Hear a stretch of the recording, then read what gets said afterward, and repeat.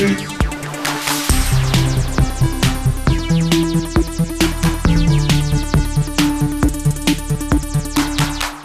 everyone, welcome to GameFace, episode 286 on Sifted Games at sifted.net. I'm Shane Satterfield, your humble host for today's whip around the gaming industry. It's been a kind of slow week there, Matt. A little bit. A little bit. Well, I think a lot of it, man. I mean, Holy anything moly. would be a slow week after the Activision thing. But... Yeah, that's true. But no real huge game releases this week. No. We have one coming up on Friday. Had a pretty big bombshell for me this morning with EA, but... Yeah, we'll talk good about news. Yeah. Big announcement from EA today regarding Star Wars. We're going to talk about that on the show for sure. I got that queued up for Matt, obviously. I'm sure you're excited about that. So am I. I think everybody probably is. But otherwise, it's been a pretty slow week in the games industry. We had that bombshell that dropped last Tuesday right before we did the show. And that was pretty much it for the whole week. We have put together a pretty interesting show for you guys. We are going to circle back on the Activision Blizzard stuff because when we talked about it, we didn't know everything because the story had just broke. And across the course of the next 3 or 4 days, a bunch of other details come out. So we're going to spin back on that, but we're not going to spend as much time on it as we did last week. We do have one game we're going to talk about that both of us played, and I enjoyed it. I don't know if you did or not. So we do have a pretty good show for you guys today. We do have some housekeeping before we get going. First of all, the Sifted Fantasy Challenge, the fantasy league that you guys participate in, entries for that close tomorrow at 9 p.m. Pacific, midnight Eastern. So you have rest of day today and all day tomorrow to get your entries in. And then after that, it's closed off and you cannot enter.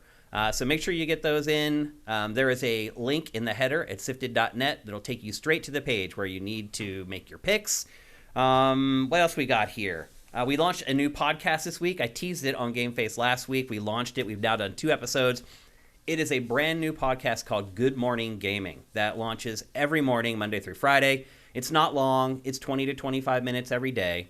I guess a synopsis would be we tackle 5 or 6 of the big news stories from the day. And then at the end, I have what's called a boss fight where I address a topic that may or may not be related to gaming. So far, they all have been, but eventually on down the road, I want to leave the door open to touch on stuff that may be a little bit outside of gaming.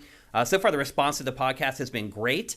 I highly recommend that you hook up your Sifted Radio podcast feed if you have not done it yet. I know I've asked you guys to do this a bunch of times. That is where the podcast is going, and it will be in your inbox in the morning, even if you live in Europe. So we publish the show here around 11 p.m., 10:30, 11 p.m. Pacific, and then Europe is around 8 hours earlier. So we have designed the podcast and we published a podcast so that even our sifters in Europe get it as soon as they get up. It's sitting on their phone and they can listen to it on their way to work, on the train on the way to work, or if they're just eating breakfast, having their coffee. Whatever you do in your morning to get yourself ready for the day, that podcast will be there Monday through Friday, ready for you to listen to it. Really excited about it. Hope you guys check it out. It is locked under the $4 or more tier on our Patreon. If you want to watch or listen to the show, you do need to be pledging at that tier or higher to get it. Folks on YouTube who subscribe to us, you do need to subscribe to the Sifted All Access tier on YouTube instead of just the Pactor Factor GameFace tier that most of you are subscribed at right now. So anyway, really excited about the show. It's gone well so far. Anytime you launch a new show, you're nervous if people are going to like it. You're really nervous if it's going to suck. This is a new concept for me, and I think it's going pretty well so far. We're 2 episodes in. The formula, the production, everything will get honed as time goes on, as I figure out what works and what doesn't work. It'll just keep getting better, but I'm pretty happy with the first couple episodes so far. Seems like you guys are too. There's been a lot of positive reaction to it on Sifted. So pretty excited about that. What else do we have? Oh, I got my PS5 console covers this week, Matt. I now finally have a black PS5.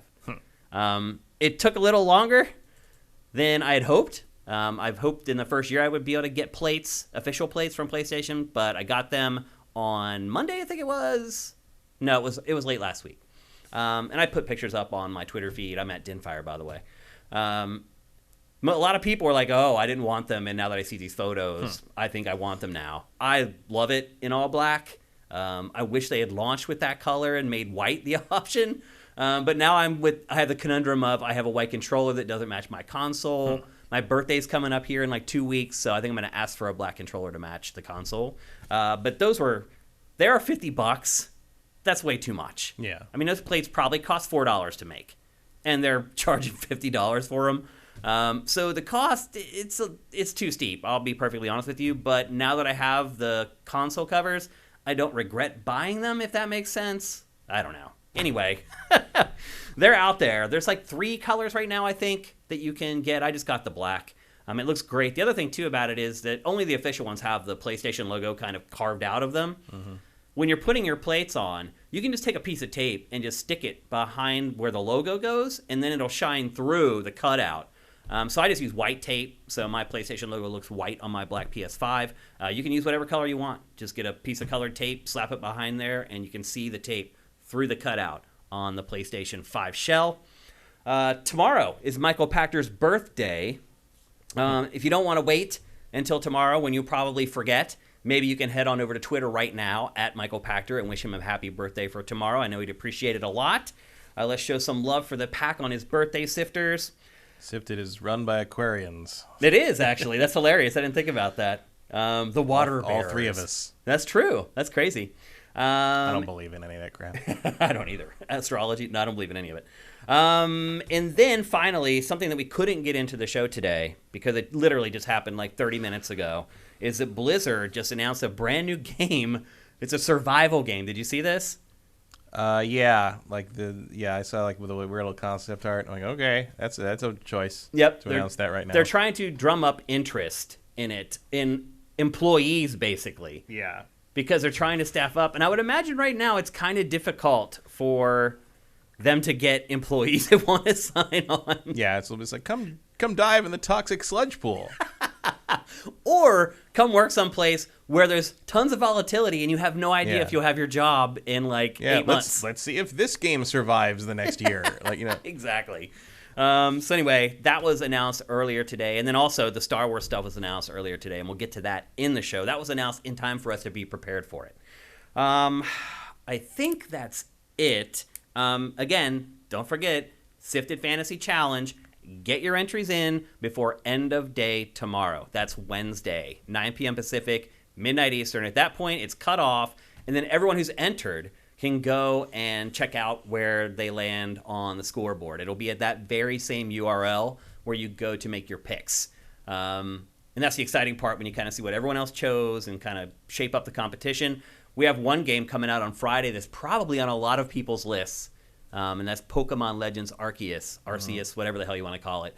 That comes out on Friday, and that might be on a few people's lists. So we should have some scores rolling into the Sifted Fantasy Challenge really soon here.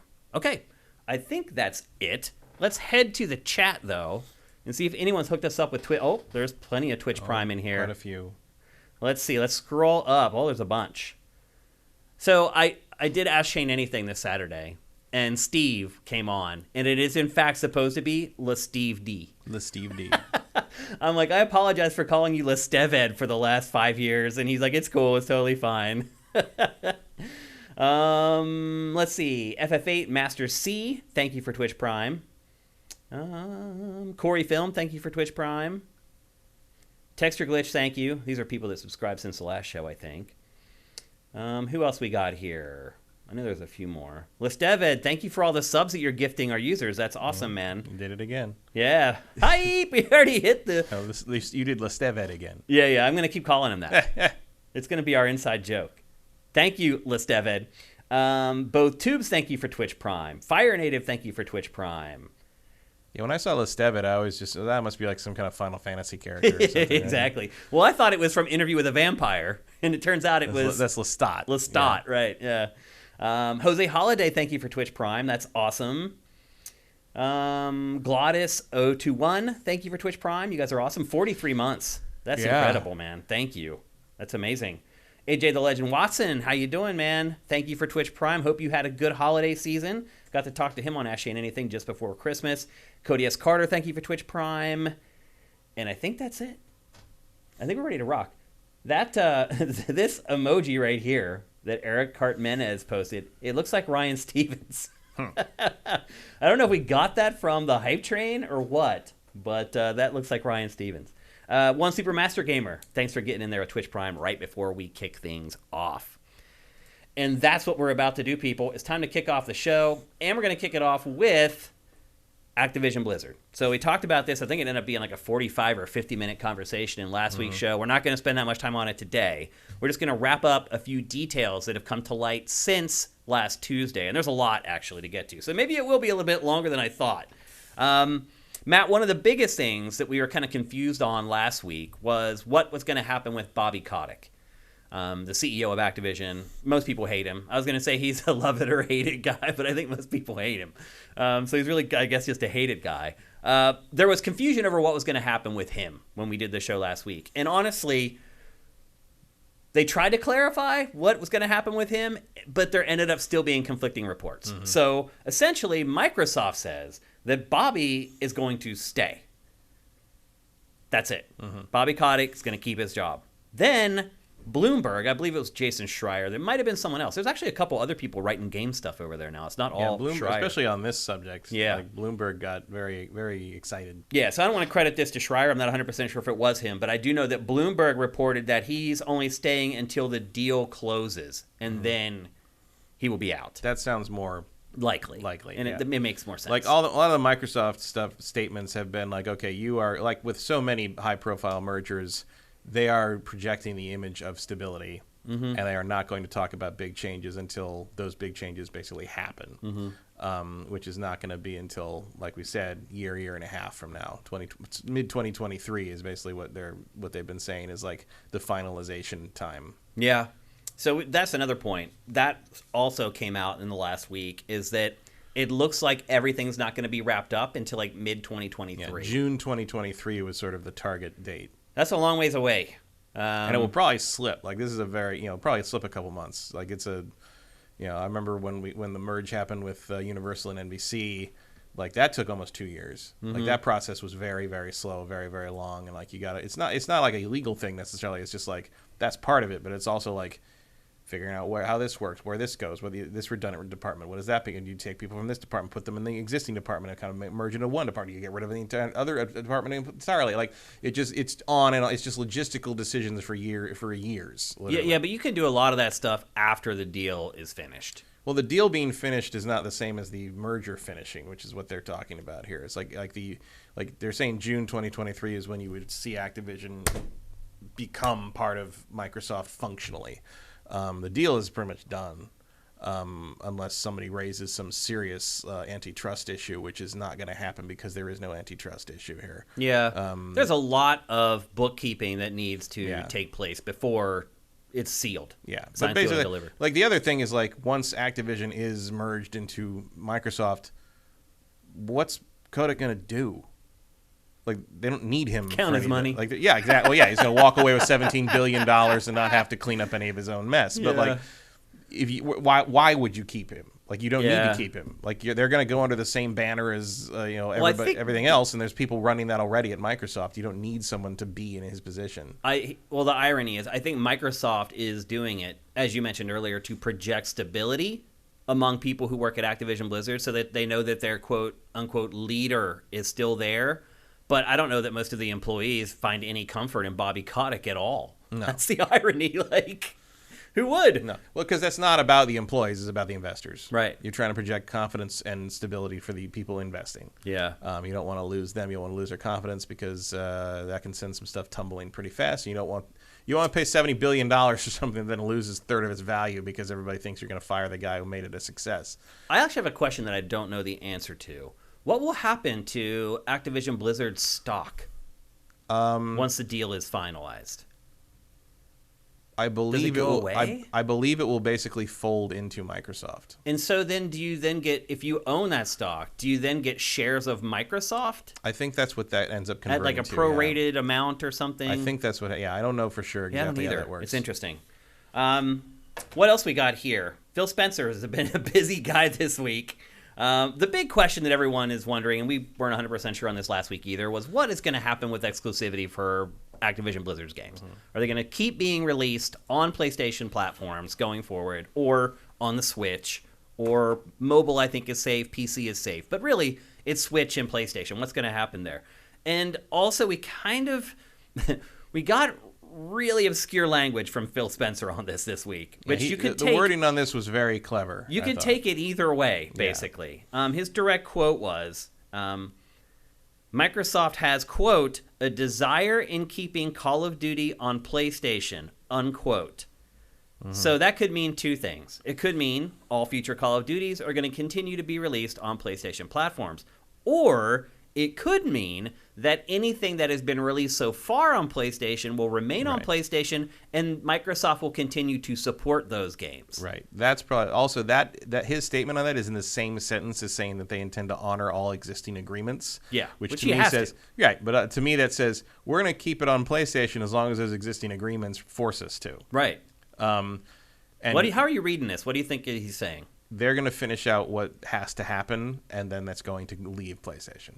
So again, this is part of projecting continuity and confidence and stability. Like, you don't want to make it look like you're going to step in and shake everything up and change everything and freak the investors out. He's like, nope, nothing's going to change. We're just going to figure this out. And once everything's locked down, we know how everything's going to work. Then we'll say Call of Duty's going away from PlayStation because we don't owe you any more contracts. That also, if they did have it, our desire to keep Call of Duty on PlayStation. How does that frame it? It frames it as, oh, we really want to keep Call of Duty on PlayStation, but when the time comes and we say it's not going to be on PlayStation anymore, we really want it to be on PlayStation, but we just couldn't come to an agreement with Sony because they wanted weird things, so it's just not going to happen. Sorry, that covers you on that for however you want to spin that when the time comes. My guess is the only ongoing Call of Duty that's going to be on PlayStation is going to be Warzone. Yeah. And free to play. And I would bet that you will get the content on that after.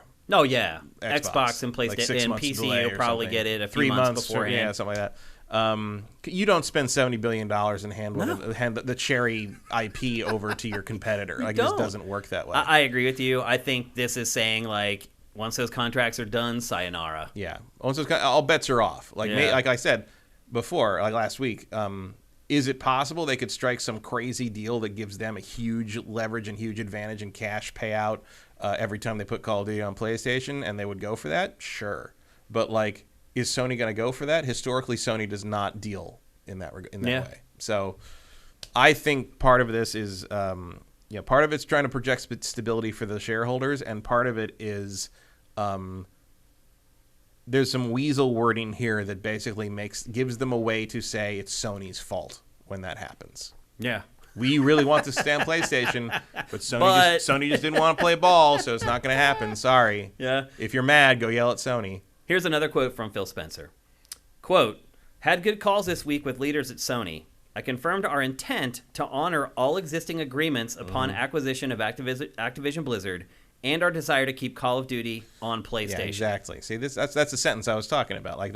That's laying that groundwork of we told them we want to keep it on PlayStation. The unspoken part of that is but we're going to need to make some deals on that. And Sony historically doesn't really do that. Yep. Yeah, I don't think it's looking good for Activision Blizzard games to continue to be released on PlayStation. Yeah, I don't think they're going to pull anything. I don't think you're going to see it's just they're not going to pull down the servers just like for Bethesda. Vanguard You're not going to see Skyrim not for sale on PlayStation Network. Right. But going forward past 2023, I think all bets are off. Yeah. Yeah, do you think they'll leave all the games in the marketplace and stuff? Yeah, I think so. Yeah, I think so too. And then as the week went on, we started getting more interesting quotes that explained stuff a little bit more. I don't know if it was Phil Spencer or someone else at Microsoft that said that the sexual misconduct scandal, I think it was Phil Spencer, the sexual misconduct scandal at Activision Blizzard prompted Microsoft to make a move. Mm-hmm. Basically, it sensed weakness. Yeah, smelled blood. Blood in the water, and was like, oh, this is the time to swoop in and grab them. And they knew all those dickheads that run that company were not going to happen. We're not interested in cleaning up the mess. Yeah. And they're like, oh, we could handle that. We could do that. In the process, we get all these incredible IPs. Yeah. Because I guarantee, I said it last week too, but I guarantee, Microsoft is not just looking at we get Call of Duty and Crash Bandicoot and the Blizzard stuff. Activision is sitting on a giant vault of IP you could turn into tons of cool things. Microsoft could take all this stuff and hand Banjo over to Toys for Bob. I know. I know. hello, there's a lot of opportunity. Like you're getting all these incredible developers that have been stuck in the Call of Duty slave pits for the last like half decade or longer. Yep. Like free High Moon, free Raven, free Toys for Bob. Get these guys out there doing some real stuff. Like, Sledgehammer. Absolutely. Like, you know, you could absolutely get some gold out of these developers and let them do what they're good at again, as opposed to just being a cog in that machine. Like that's been the real tragedy of Activision is like, I've liked almost everything High Moon's ever made, and like they've just been non-existent for all these years because like they got, you know, roped into Fall of Cybertron did not do what they were hoping it would do, and they got thrown into the map making pits. That was it. Yeah. Oh, it turns out Activision does own Spyro, so that's something to clarify from last week. They do own Spyro. That'd be fun. So that's another property that could be revived. And in fact, that is something also that Phil Spencer talked about this week, is that he is interested in reviving franchises from Activision's vault. Any spring to mind immediately, Matt? I mean, I go back to some of the Atari stuff. Like, I would love to see somebody do a modern take on Cosmic Arc. Oh yeah! Or, wow. You know, that's interesting. Barnstormer, River Raid, Stampede. Pitfall's due for something, right? You could do an Uncharted style Pitfall thing. Yeah, you totally could. Yeah, like there's a lot of stuff in there. I'm trying to think. It's been so long since I associated Activision with anything other than the one game they put out a year. But like they were very prolific back in the day. They were. I mean, they were the most prolific back in the day, in my opinion. Yeah. Like as I said last week, it was the first gaming company I ever really fanboyed out on. Was Activision's games for the Atari 2600 because they were just better. They were exciting at the time because like, you know, they were the first time like a bunch of like, you know, it was a bunch of disgruntled Atari employees who like didn't feel they were getting the credit they deserved and weren't being treated as creative workers and formed their own company. And that was it. And then of course Activision went the same way, and so that's how EA spun off of that. But like, it was a good deal. It was a cool like kind of rebellious thing at the time. But you like, I'm looking through a little thing here. They've got Zork, they've got Heavy Gear, Vigilante 8, Tenchu. Wow. Tony Hawk, Soldier of Fortune, Lost Kingdoms, True Crime. I think that's somebody else now. They did publish it back in the day, though. Yeah. Guitar Hero. They've been the publisher for James Bond forever. That's right. And they've been sitting on that IP. Although someone's working on a James Bond game right now. Yeah. I wonder what will happen with that. I don't think it'll happen. I mean, that license jumps from place to place. Yeah. Blur. Oh, yeah. Singularity. Yeah. A couple when they tried to be creative as a prototype. Oh yeah, that's a pretty big one that they could revive. Skylanders, I feel like Skylanders got some life, but not as a Toys to Life thing. Yeah, but I think you could rework it in some way. If you go more of a Lego direction with it. I mean, that's a big list. There's a lot of IP in there.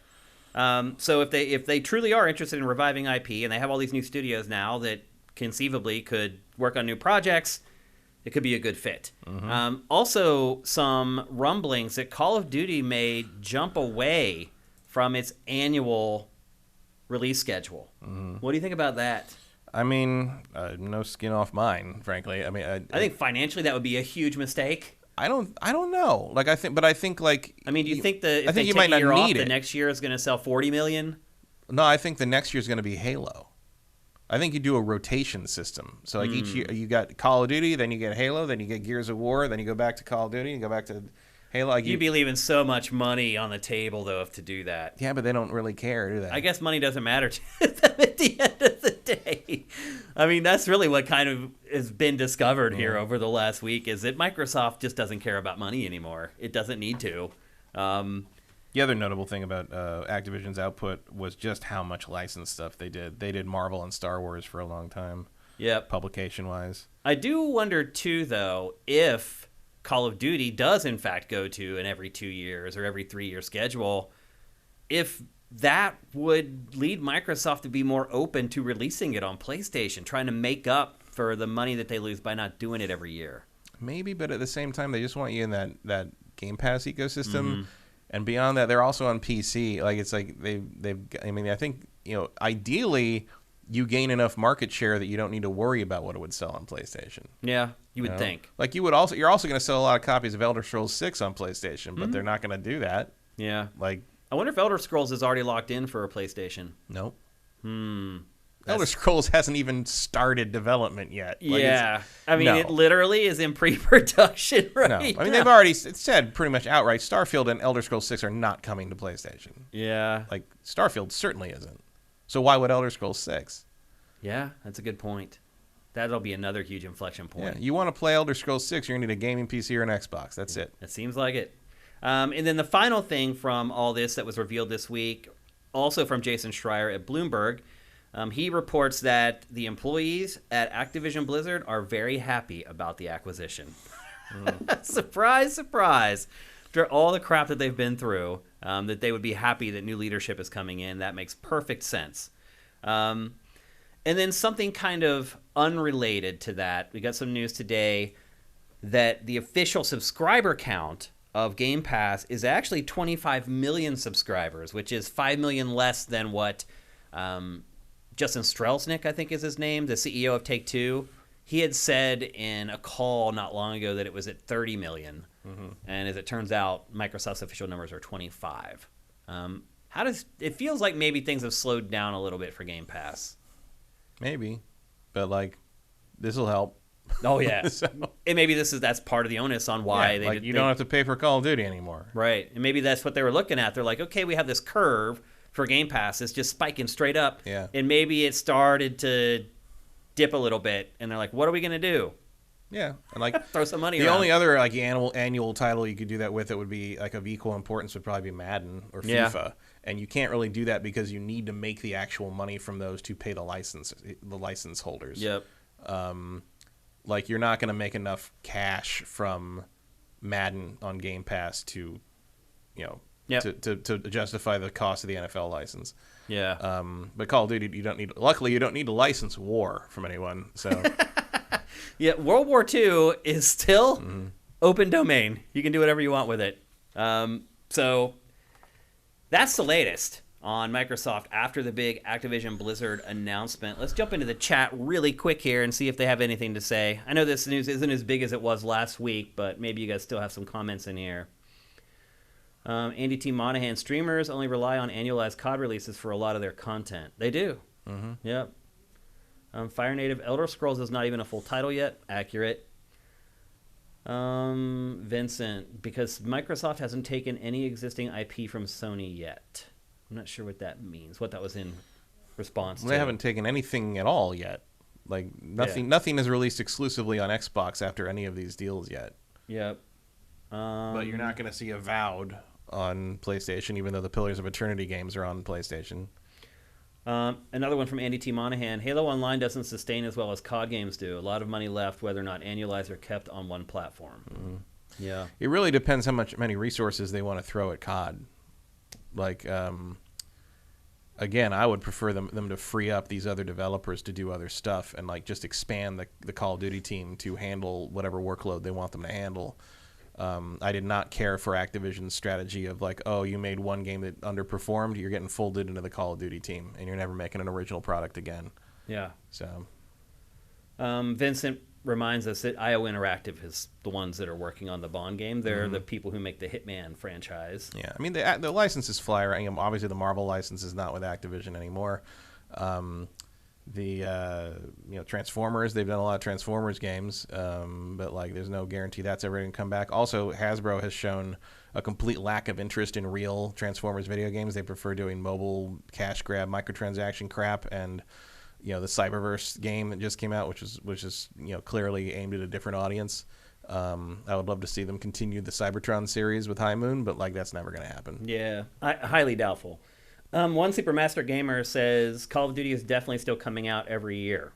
I don't know where he got that confirmation. I think that's just his expectation. Okay. See if there's anything else in here before we move on.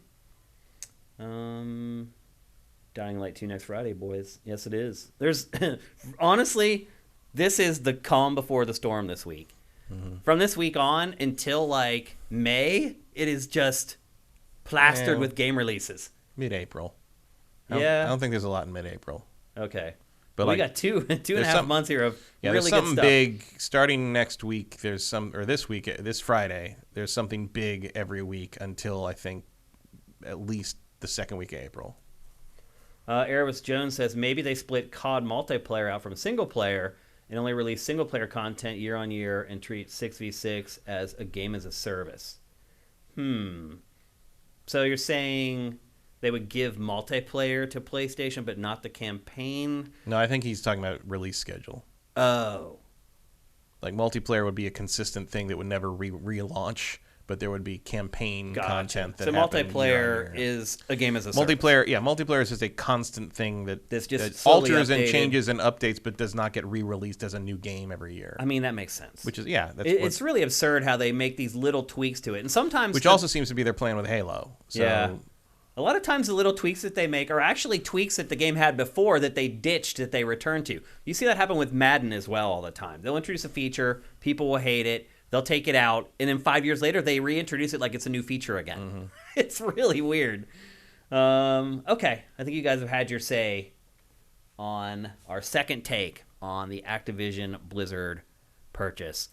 How are you feeling now that we've had a week to kind of let it simmer, more information has come out? Your impressions or opinions on the thing in general changed at all? No, about the same. Yeah. Like, makes sense, more or less. It's a ridiculous price, but it'll probably, they make that much money in like a month off of Game Pass. Well, they make like $4 billion a month off Game Pass at that subscription level with that many subscribers. Not a math major, but that sounds about right. Yeah, which is crazy. They're doing okay. I think they're going to. Call of Duty's going to pay off for them, and the other stuff's going to. And it's Microsoft has a much better chance of actually fixing what's wrong with the company culture at Activision Blizzard than any of the people that run Activision were going to. So I have pretty high confidence in Microsoft coming and cleaning house and figuring out how to do all that right. Yeah. Microsoft has not had any serious scandals in that regard, so they seem to at least be aware of it. If not, their track record's not perfect, but they're doing better than Activision. Yeah. So I think overall it's a positive thing. I believe the claim that like the Activision Blizzard employees are happy about the acquisition. I would certainly be glad if I don't want that to get lost in the shuffle of this story. I would certainly be glad that like that to see that leadership get wiped off the board and replaced with something closer to Microsoft. Yeah. So, how about Bobby Kotick reporting to Phil? I mean, I'm sure I love that. I'm sure that doesn't actually mean anything. Like, I envisioned in my head Bobby Kotick having to go into his office and be the subordinate, and I was like, but that's not happening. A man can dream. But yeah, that's like Bobby would just be like, "What are you gonna do? Fire me? Like I'll just go home and cry on my billions." Yeah, like you can't do anything to him. That's the problem. Yeah. When do you think we'll have the final word on like exclusivity and stuff? Do you think we have to wait until the deal is finally signed and everything? 2023. I mean, the deal's pretty much signed. Yeah, like we're waiting for the actual merger to happen and business to start being done daily as a single company. Won't there be like a bunch of SEC checks that have to be completed? No, I think that's already happened before they announced the deal. Yeah, I'm pretty sure that you don't get to talk about any of this until you've been approved in that regard. Okay, but I don't think they don't need to talk about that until it happens, basically. Yep. So there you go. That's us putting the cap on top of the Activision Blizzard purchase by Microsoft. I agree with Matt. I don't think we're going to get any more information on this stuff for quite a while. No. There's just so much crap that has to happen before they can start talking about that stuff. So we'll have to put a cap on it for now, and we'll probably come back to it at the end of the year, early next year. My guess, we'll probably start getting some information trickling out. Mm-hmm. Somebody pointed out in chat that Perfect Dark's on the way. There's a new Perfect Dark coming. So I would argue that Activision and Blizzard can fill the void for Microsoft of needing third-person action games. And so I hope some of those studios might be working on stuff like that in addition to things that they were already working on and they can finish up first. So there you go. That's Activision Blizzard in a nutshell. Next up, we're going to talk about PlayStation 5 Backwards Compatibility. Its backwards compatibility was this huge story, Matt, before PS5 and Xbox Series launched. Everyone thought it was a huge deal.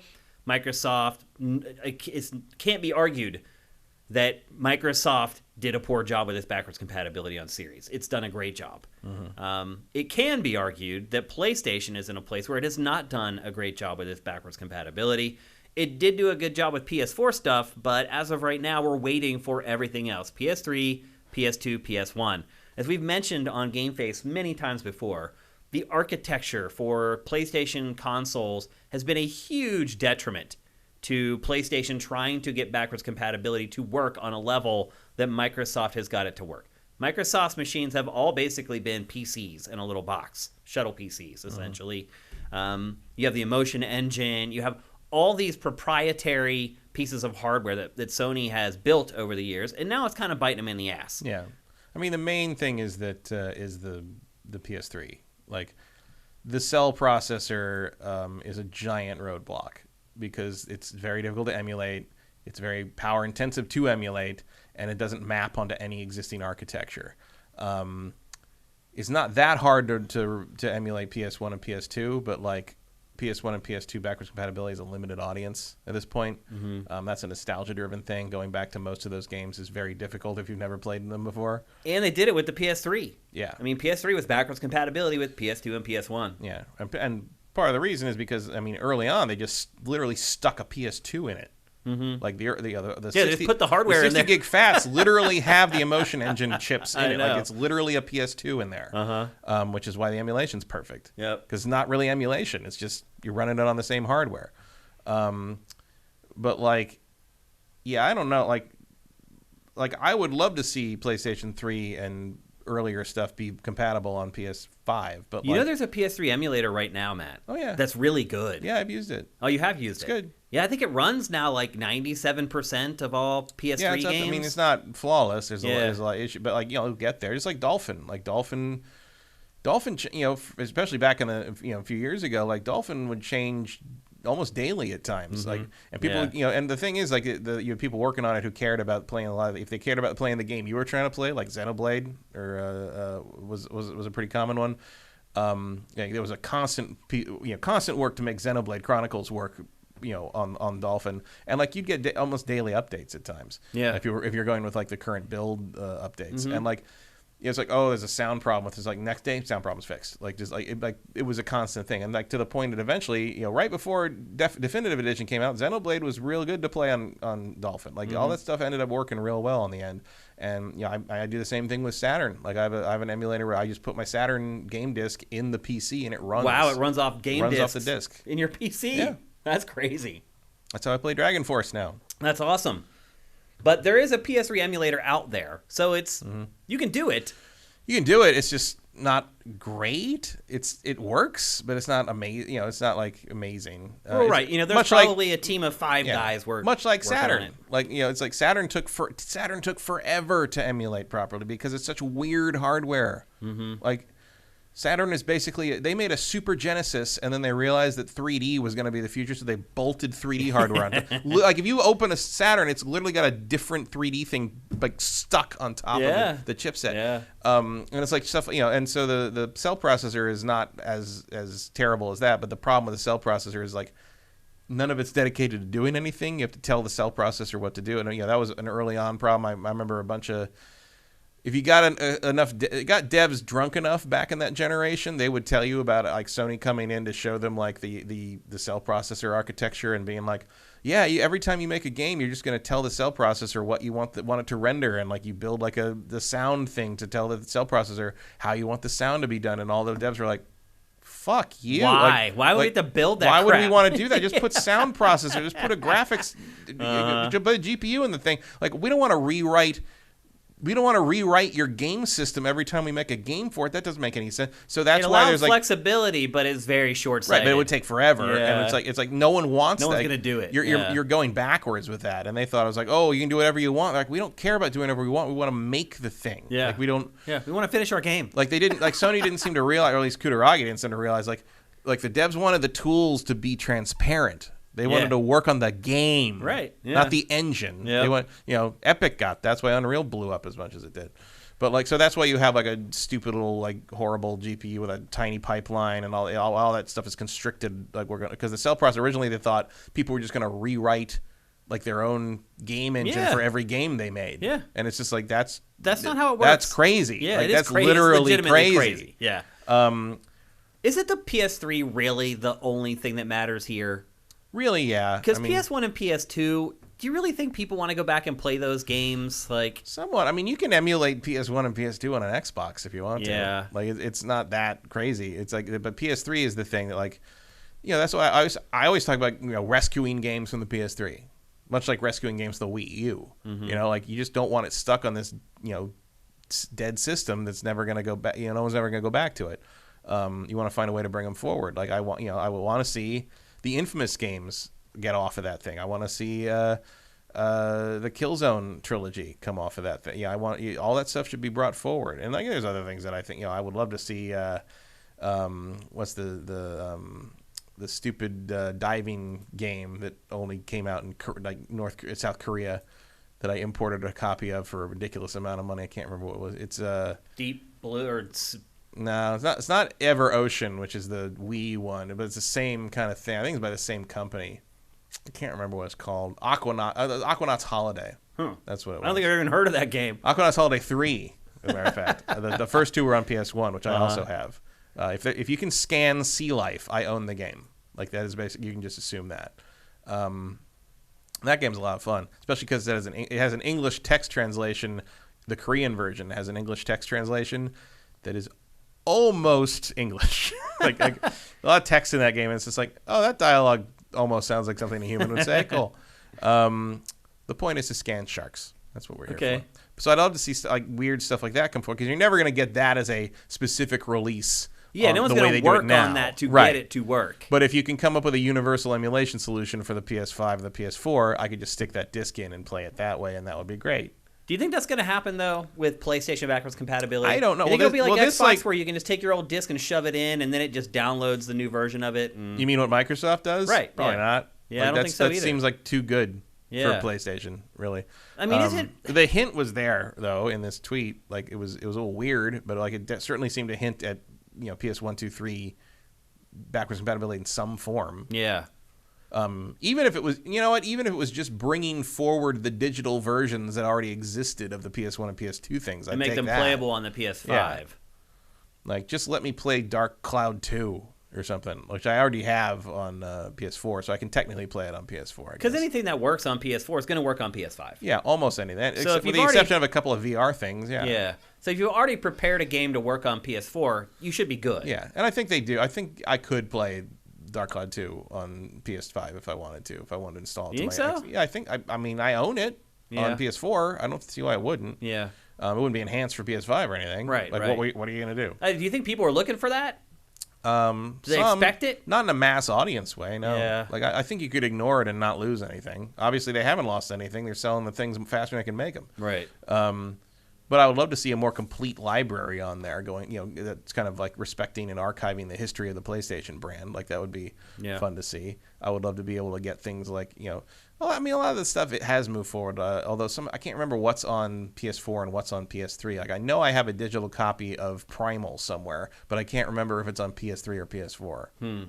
Chat, I would love to get your impressions of how important backwards compatibility is to you, because that was actually the question I was going to ask Matt next. Does it really matter? Do people really care? I'd like to get your guys' take on that, whether you care about backwards compatibility for PlayStation or Xbox. I just like to see the classics library they have on PS3 be brought forward. I'd like to be able to play the Suikoden games on the PS4 and the PS5. Okay. I mean, that makes sense. If you're wondering where we're getting this topic from, there's a number of sources. First of all, there was a recent patent that was filed for backwards compatibility for PlayStation 5. PlayStation 3 games appeared on the PlayStation Store, I think it was last week. Mm-hmm.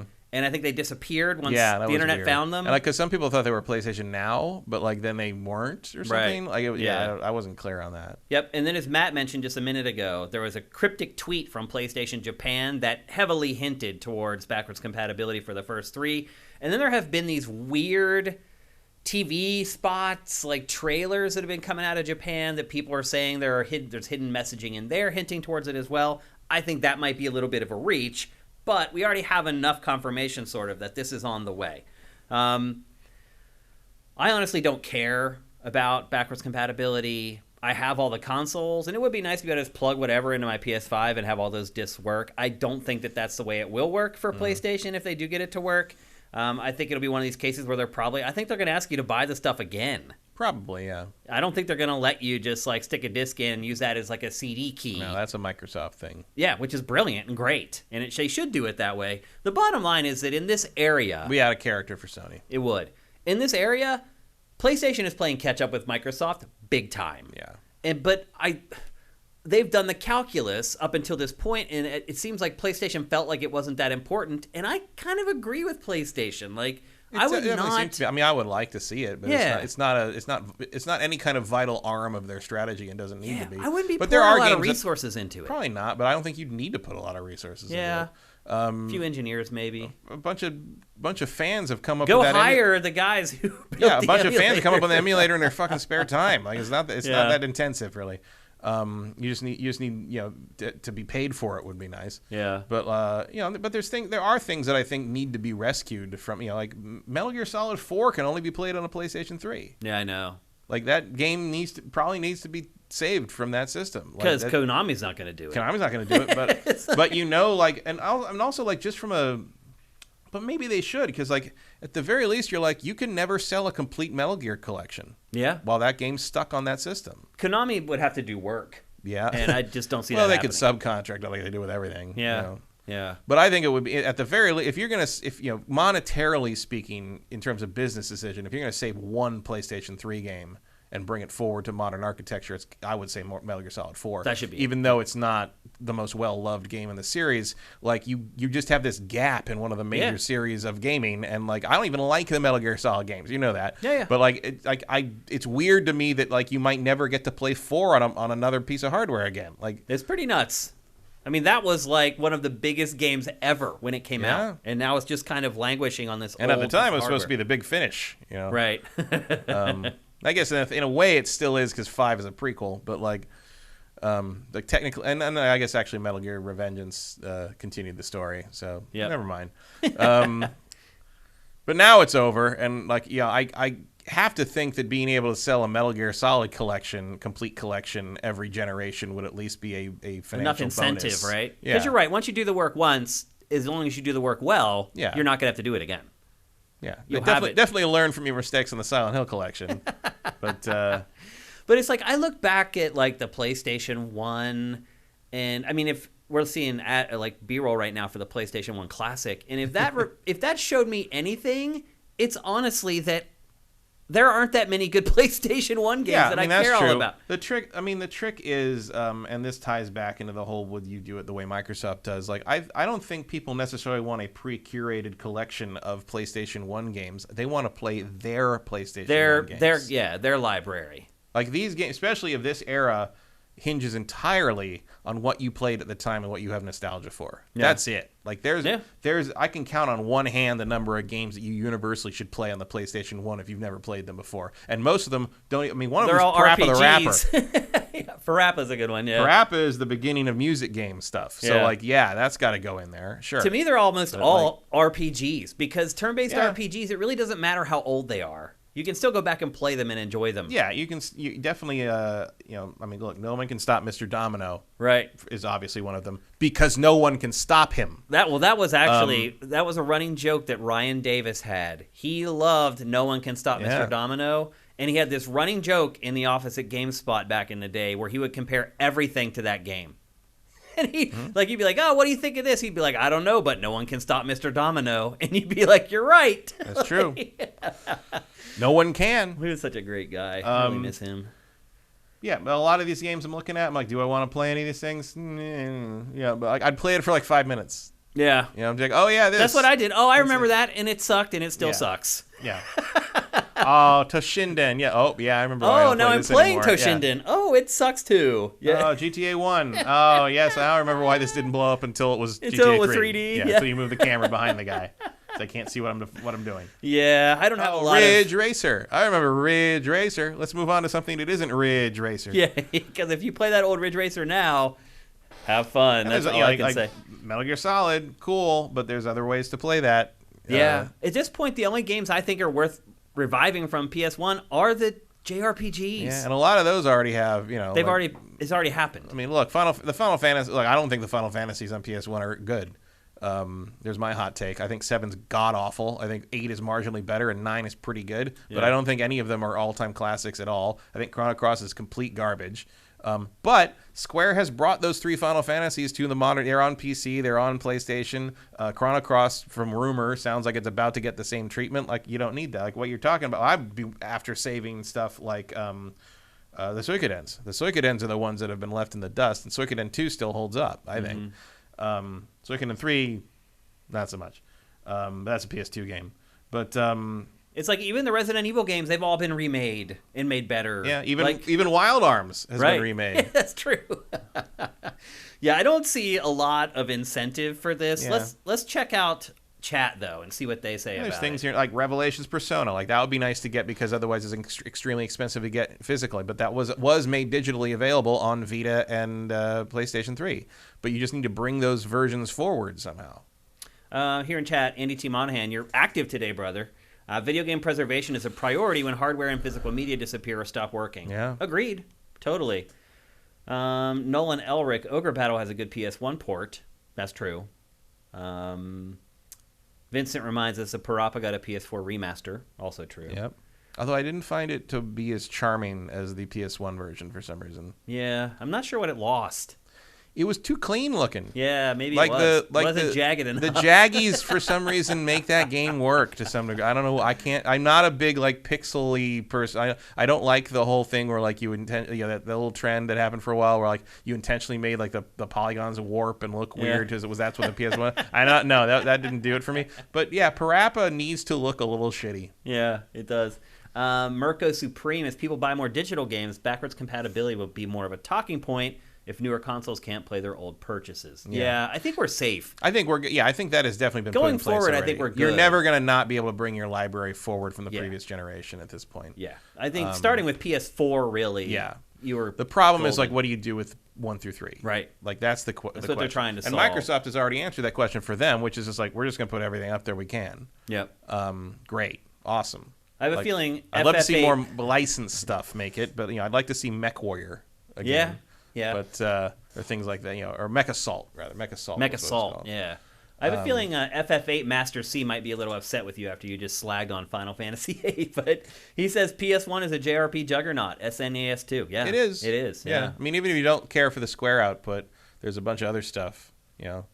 Noxatornitis, people don't really care about game preservation, they care about accessibility.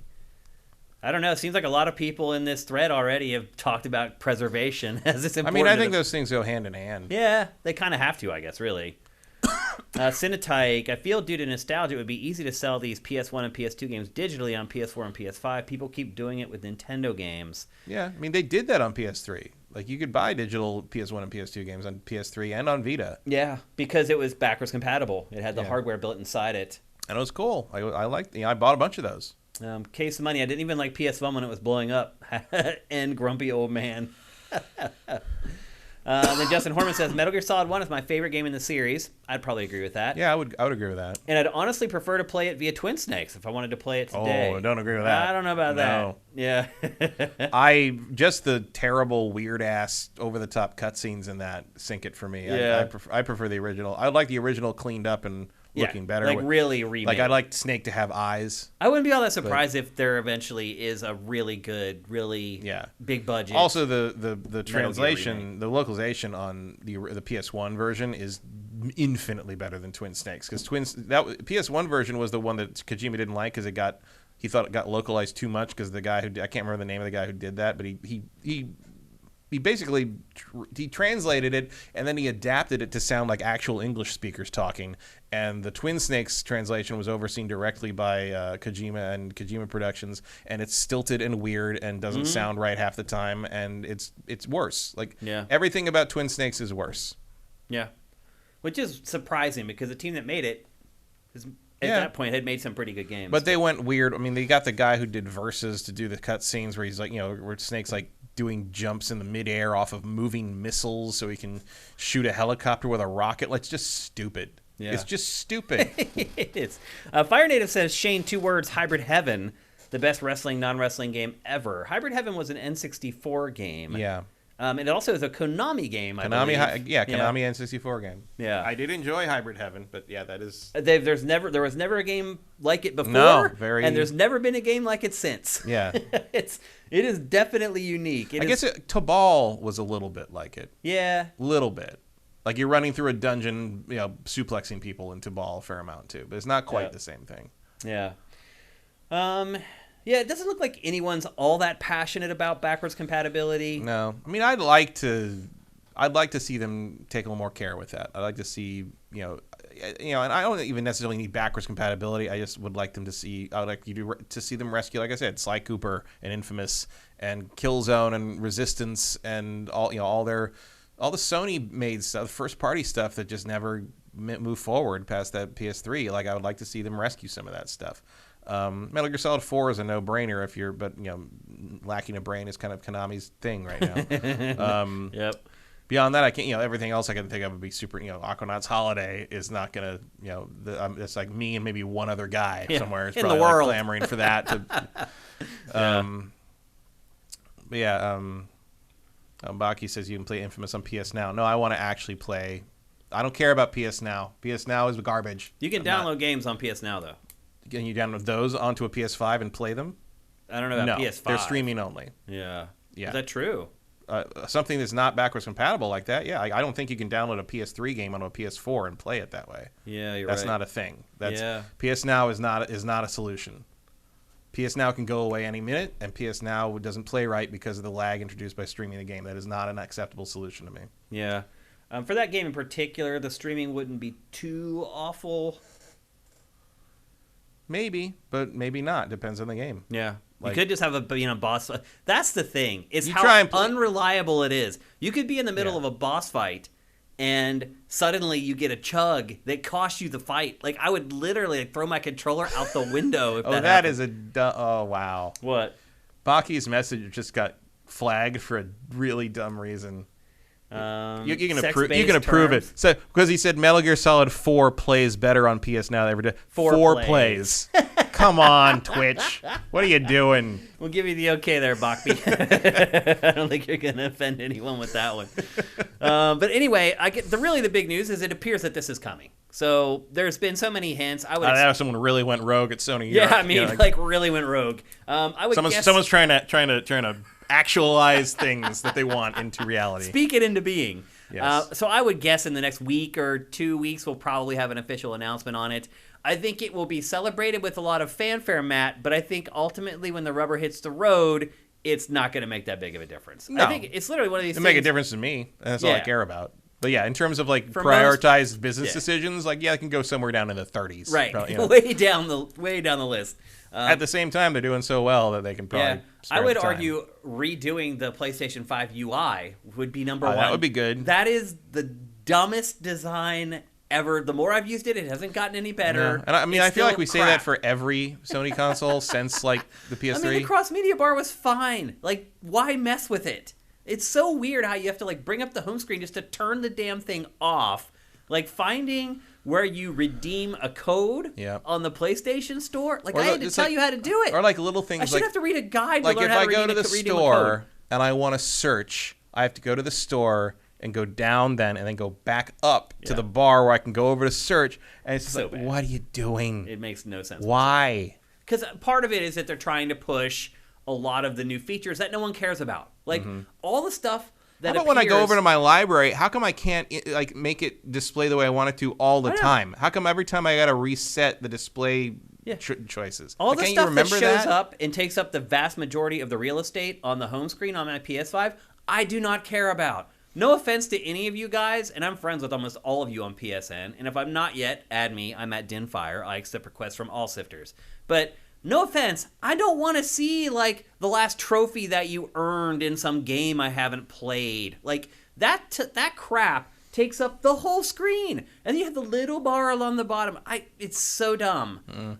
I have no idea. And they're saying that you can press triangle to search in the store, but it's A, it doesn't tell you that, and B, on the PS5 interface, I expect any button I press to do something I don't want it to do and take me somewhere I don't know where to go now. I mean, let's be honest, that's dumb.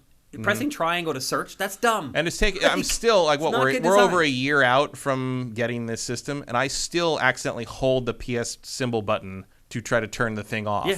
You have to tap it. You have to tap it and scroll and then you over. have to go down and scroll over, so and you can't scroll. And why can't stupid. Why can't I use the shoulder buttons to jump from one end of the crossbar to the other, Right. like I could on the PS4? What's You're that like, about? You have been able for the last 8 consoles that have been released. Ridiculous. So anyway, pet peeve of mine. It's been driving me crazy. And it's a year later, and you're right. They still haven't fixed it or changed it. I don't understand why they're doing it that way.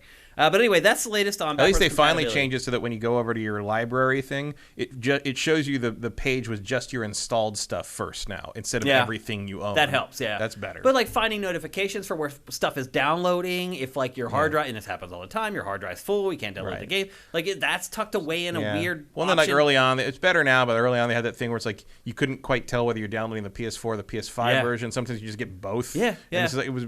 And with the hard drive that's small, Yeah. that matters. That's the thing. It's like there is an old man yelling at cloud element of this, especially if you're trying to install Final Fantasy VII Remake. But like the issue is like so much of this was solved already, and now you've gone backwards. I don't get it. It's weird. It's weird. I still love my PlayStation 5, though. Don't get me wrong. Sure. I love it. It's a great piece of Gonna hardware. love it even more when Horizon shows up. Yeah. And they could fix this stuff really easily, and I think they're just being stubborn because they're like, no, we worked so hard on this new interface. I mean, also keep in mind, like, you're dealing with a system that, when launched, if you left it on sleep mode with the wrong game running, it could brick itself. Right. So, like, clearly there's some bugs in the system. Yeah. Most of that stuff's been sorted. Like, Yeah, I don't that have got problems figured like out. that But the anymore. fact that it existed at all is a little... Coming in hot. Absolutely. Okay, let's move on. We're going to talk next about the only game we're talking about. The only game we're talking about specifically on this episode of GameFace, and that is Nobody Saves the World. If you're a fan of or have played Guacamelee, and at this point, everyone should have played Guacamelee because it has been given away for free countless times on just you almost had to work to not get Guacamelee. not have Guacamelee in some library somewhere. And Guacamelee is like a Metroidvania, but it's like cartoony. It's like a cel-shaded game with, is it set in Mexico? I don't even remember. Yeah, I think so. Yeah. I mean, well, if you're doing that many luchadors, it's almost certainly It should be related to Mexico. Yeah. And it was a very unique take on a genre that had become tired, I felt, when it came out. It was interesting to play a game like that looked so different from what we're used to playing. It wasn't sci-fi. It wasn't high fantasy. It was completely different. And they made 2 of those, and now the studio behind those games has decided to try something new, and this is it. And this is an isometric action cooperative action RPG. Mm-hmm. And have you been playing it cooperatively or by yourself, Matt? By myself. Me too. I regret that because this game. First of all, I just want to say right off the top, I'm enjoying this game. I like it a lot. Mm-hmm. But the game has dungeons in it. And if you do not finish a dungeon with 1 life, you get booted out and you have to do it all over again. Mm-hmm. And sometimes it wasn't a big deal. Couple dungeons I played, it was a really big deal. But essentially what I have figured out was I probably shouldn't have tried this dungeon first. Yeah. They have levels next to the signs, and they are not kidding. But sometimes those levels, it'll say 2 dungeons are the same level, but one of them will be more difficult than the other. Yeah. Like, the first time when they give you, like, the option to go one way or the other, I went the hard way. So my very first dungeon... From the castle? Yeah, I did not... So you could go to the right, right, go to or the left. I went to the left. And that dungeon is way more difficult than the one on the right. And it is. So I went left, and I had to play yeah. that dungeon 5 or 6 times before I beat it. This is like the first one. I also chose the archer as like my next character. You chose the same? Actually, the ranger is the one that like kind of pulled me in. I was like early on, I was like, I don't know about this, and then I got the ranger. I'm like, oh, this is exactly my shit. I'm into it. We should rewind. So the thing about this game is that you can take these forms. The lead character is that white dude. Yeah, nobody. What? He's nobody. He's nobody, right. They refer several times to the fact that he has no pants on. He has no pants on, yeah, and you don't actually really play as him for most of the game. No, he's kind of useless. You play as other forms. Yeah, as you level up, you get to morph into different things. And the first one that you get is a rat. And the rat has very specific abilities. It can crawl through small crevices, and the levels are designed that way, like this one in particular. As soon as you get the rat, there's a little alleyway that you go through that takes you to a new part of the level. Yeah, there's some Zelda in here. For sure. And then once you kind of go through the first couple sections with the rat, it cracks open and you're given the opportunity to play as a ranger, which is a ranged person with a bow. You also get a knight who just basically is your typical hack and slash sword guy. And I haven't found a lot of places any places honestly, where if I had chosen a different character, I would not be able to get through the game. No, like early the rat stuff, like it seems like it's that way, but it's not. No, it's more about. I mean, sometimes you need to access something with one thing or the other. There's quests you have to complete with each character to like unlock, level them up and unlock new characters. Like the leveling up a form unlocks other forms. So like early on, you get the ranger and the knight, but you have to grind the rat a little bit to unlock the egg. Which there's a whole tree for unlocking. There's a lot big tree forms. for that. Of course, the other thing that can block you is the fact that they introduced the idea that there's enemies who can only be hurt if you hit them with a certain type of damage, because there's 4 types of damage in the game. Was it piercing? Yep. Was it sharp? I can't remember. Sharp, dark, light, and something else. Bludgeon, like crush. Yeah, bludgeon. Yeah. And so each character kind of by default does, rat does dark, guard does sharp, and so does the ranger. But the ranger also does poison. The rat does poison too. Yeah, but the rat does dark. Poison the same as dark. But you can also, but then very early on, you get the ability to add the other character's abilities to the other characters. So like now you can have the knight, which does sharp damage, but you can also add the rat's dark damage to that. So you can do both at once. And then the other thing is early on, you get to change form. You have to hit the back button to jump to the menu, and then go over to the forms section and then pick the form you want, and then back out of the menu.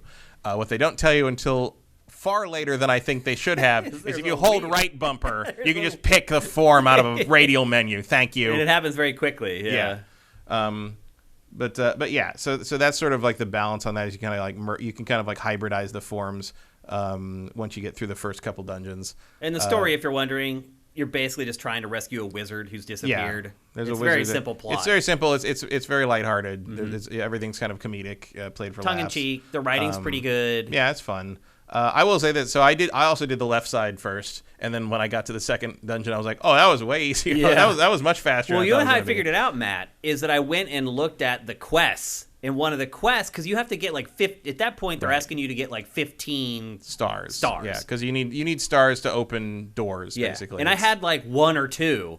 And I was like, how am I supposed to get all these? So I went and looked at the quests, and one of the very first quests was to complete the other dungeon. And I was like, oh, I went to the wrong one first. So I ended up finishing that one still. It took me 5 or 6 times to beat it, because I got to the end boss the second time, and then every time I would make it to the end boss, and I kept getting beat by the end boss. And you have to go all the way back and do the whole thing again. It's also randomly generated. It's roguelite.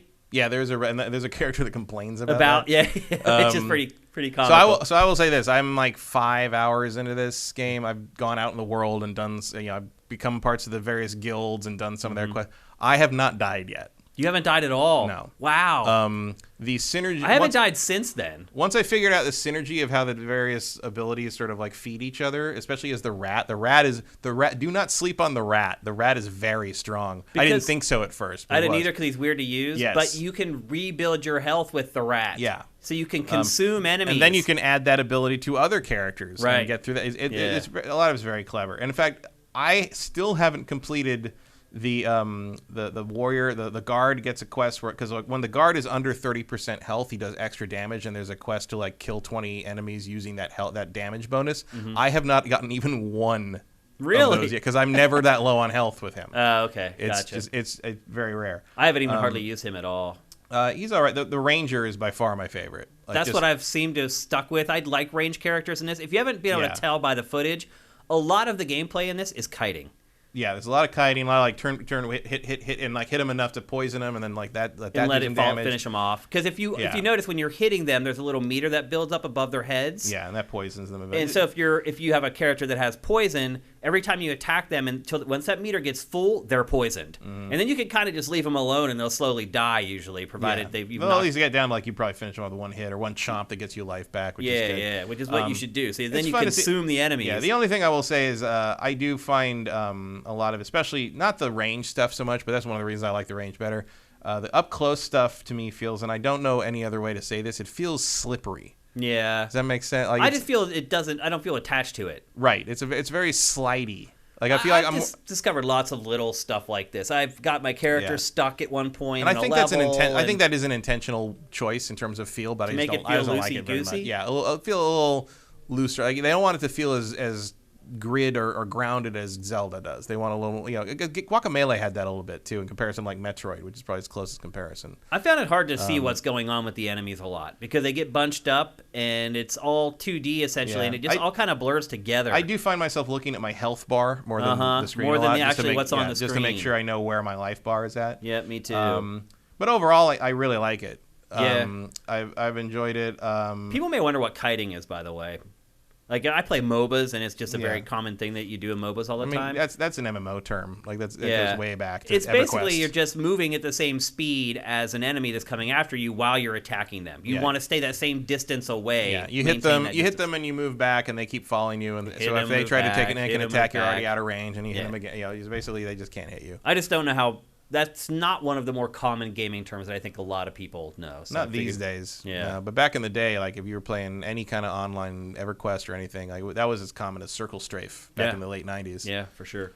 But yeah, you are doing that a lot, especially as the rat. Or as the ranger. There's a ranger pretty fast. I hit a point where, like, because when you charge you get the 3 arrow charge up. When you charge the arrow, you can shoot through basically endless enemies.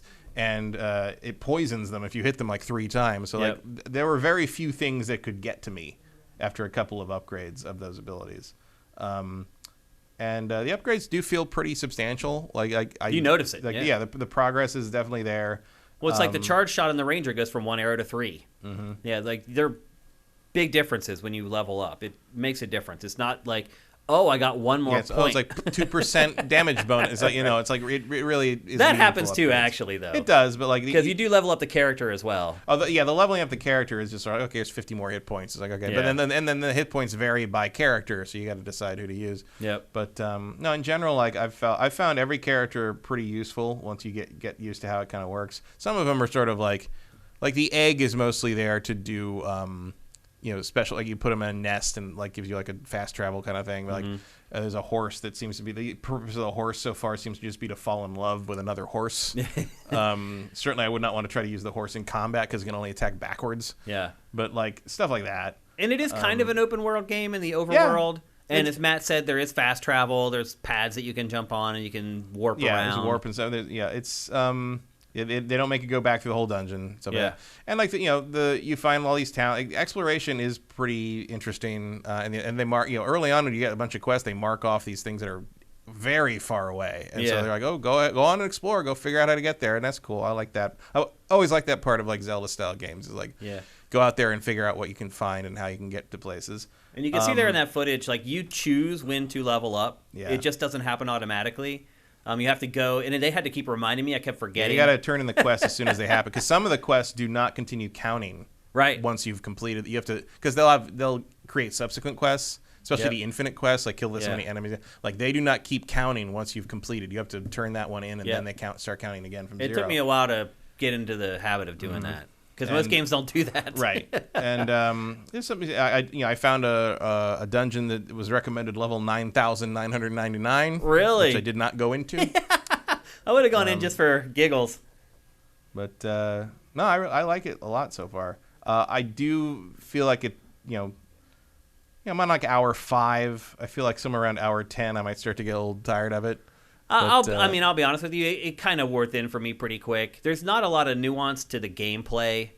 Each character has like 3 attacks total. Yeah, I thought there was going to be more when they started adding the resistances to the enemies. Yeah, me but too. Then they instantly give you the the ability to mix and match your skills and abilities on the various, and then basically you can build whoever you want into whatever you need, which is nice. The character's just cosmetic at that point. And then the other thing I do like is in the big dungeons, like the major dungeons, they block all the progress on all the character quests. So there is no incentive to use any character over another other than what you want to use I didn't for even each realize situation. that, actually. Yeah, like when you go into the castle, after you do this thing, you go into the main castle, they block the character upgrade, use this ability this many times or whatever. So you don't need to contribute to that anymore. So you can kind of, if you're a completist about upgrading different characters, like I no longer had to worry about every enemy I killed without using Stomp, but the guard was wasting quest I could get from the sun. So I could just freeze you up to use whatever is the appropriate character at the time and experiment with it, which I think is a pretty cool way to do that. Yep. I mean, a lot of the bosses so far have just sort of boiled down to like bigger versions of existing enemies, or like a giant waves of enemies with some buffs on them.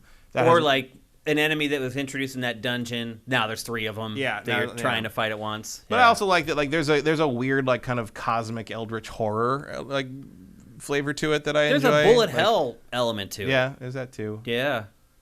Like you can see here, like that's kind of early on, like the first one with the rat. I'm like, how the fuck am I gonna beat this with this stupid rat? And they're like, oh no, it really teaches you how to kite, whether you know what that word is or not. And with the rat, it's like skimming. Like you go up to groups and you skim around the edge and attack. Yeah. And just knock them down. And you just kind of jump back as long as you can get like the poison up. Yep. You can get that. And you can consume them and you get your health back. And there is an ebb and flow to the game for sure. I've been enjoying it, but it has started to wear thin for me. I've played 4 hours maybe, not quite as much as you. And I do feel like it started to wear thin. I wonder if I jumped in. I have not played it cooperatively. Mm-hmm. So I do wonder if I jump in and play it cooperatively, if it'd be more fun. It is kind of like a modern take on those classic top-down action RPGs that we've been playing ever since Gauntlet. So if you're a fan of that old school arcade game and you pumped a bunch of quarters into it back in the 80s, you probably will like this. It definitely gives you a lot more flexibility, and it's deeper than games like Gauntlet were back in the day. But it's still very simple. Like, this is also a game you could probably play with your kids, and they could get the hang of it pretty quickly. You may have to help them a little bit and defend them for a little while until they get their heads wrapped around it. I do think, I was in the first dungeon. I was a little surprised at it's like, oh, this is. I was expecting the enemies to sort of die in like 1 or 2 hits, and they do not. Yeah, it was like, oh, I got to actually move and fight. Even the rank and file enemies. Yeah, they take a lot of hits, and it's really about crowd management, like bullet management, like in shmups and bullet hell games. It does combine elements of a lot of stuff I typically like into one game. And then, like, if you hold the right trigger, that locks in your aim. So if you're the archer, like, once you have the aim the direction you want, you squeeze the right trigger, it stays locked in that direction. Once I figured that out, that helped me with crowd control a lot. Yeah, there's some nuance to the game, but mostly it's pretty simple. I think most people can get a grip on it. And really, the big thing about this game is it's on Game Pass. Yeah. It is an Xbox and PC exclusive right now. You can't play this on PlayStation or Switch if you want to. I have a feeling... Eventually. They'll be, and it probably won't even be that long until they're available on the other platforms. But right now, it's Xbox and PC only, and it's on Game Pass. So once again, another reason to plunk down that $13 a month. I don't know how big this game is, but I've played it like 4 hours, and it doesn't seem like it's anywhere near that finishing. map is pretty big. Yeah, it looks real big. So when this game is eventually available for sale, if it's in the $20, $25 range, it'd probably be a good buy. I'm also guessing this game will get a bunch of DLC. They'll add on dungeons and things like that. Maybe a boss rush mode. Who knows? But Guacamelee has been supported pretty well with DLC in the past. It's not like Dying Light or anything. We've supported, Matt, for 7 years with DLC. Dying Light, 7 years. And now Dying Light's getting a next-gen upgrade. It is, yeah. But they are ending the content for Dying Light. So when the new one comes out in like a week, all the content for Dying Light 1 is done. I think that's fair. It makes sense. It's only been 7 years, so we'll give you a next-gen upgrade for the 7-year-old game and call it a day. That seems fair to me. Yeah. How much would you recommend people would buy this for, Matt? Nobody Saves the World. I think this would be a fine $20 game. Yeah, me too. I don't know what it's being sold for. Because sometimes when a game like this comes out and it's a platform exclusive and it comes out eventually for other platforms, people will go on the site and they'll search for it to see where we talked about it. And they may be like, okay, well, now it's not on Game Pass. How much are you willing to pay for it? And I would say $20-25, I think. Yeah. But it's a pretty polished game. I've come across a couple little bugs and glitches where I got stuck on parts of the levels and stuff like that, but not that much. So they don't have a lot to clean up. It's pretty clean at launch, which is also good. And because it's on Game Pass, you should have no problem finding people to play with. Yeah, I didn't really realize until later that it was co-op. I wouldn't want to play this co-op. How come? Because like this kind of open like adventure sort of action RPG, I just prefer to do that on my own. Interesting. Okay. I would prefer to play with others, but I didn't. I played it by myself because I wanted to get an idea of how it was balanced to play by yourself, because that's always a challenge with these. It's like if you're playing with 3 other players, they can pretty much just throw as many enemies at you as they want to. When you're playing by yourself, that's when you can really figure out whether the game was really balanced or not. And it is pretty well balanced. I know you said you haven't died, and I honestly haven't died since that very first dungeon, but I've come really close a couple times if I wasn't paying close attention to my health bar, because you can get overwhelmed sometimes and trapped in a corner. And that's the other thing I found. The hit detection in this is a little weird. Like there have been some bridges that I've tried to go across where there's like one enemy on the bridge, and there's plenty of room for me to run by, and it won't let me. It just I get stuck. Vincent says it's $25 on Steam right now with a 10% launch discount, so about $30. That's about right. Yeah. Yeah. It's about right. Sounds about right to me. The way I do it is if Shane and Matt like a game, I won't, and vice versa. Okay. Well, I'm glad you've tuned in to hear our opinion on video games then. I mean, all you need you don't need a critic to agree with you. You just need them to be consistent. Yeah. I always say that Mick LaSalle is one of the most wrong film critics I've ever read. He was in the San Francisco Chronicle my whole life when he was growing up.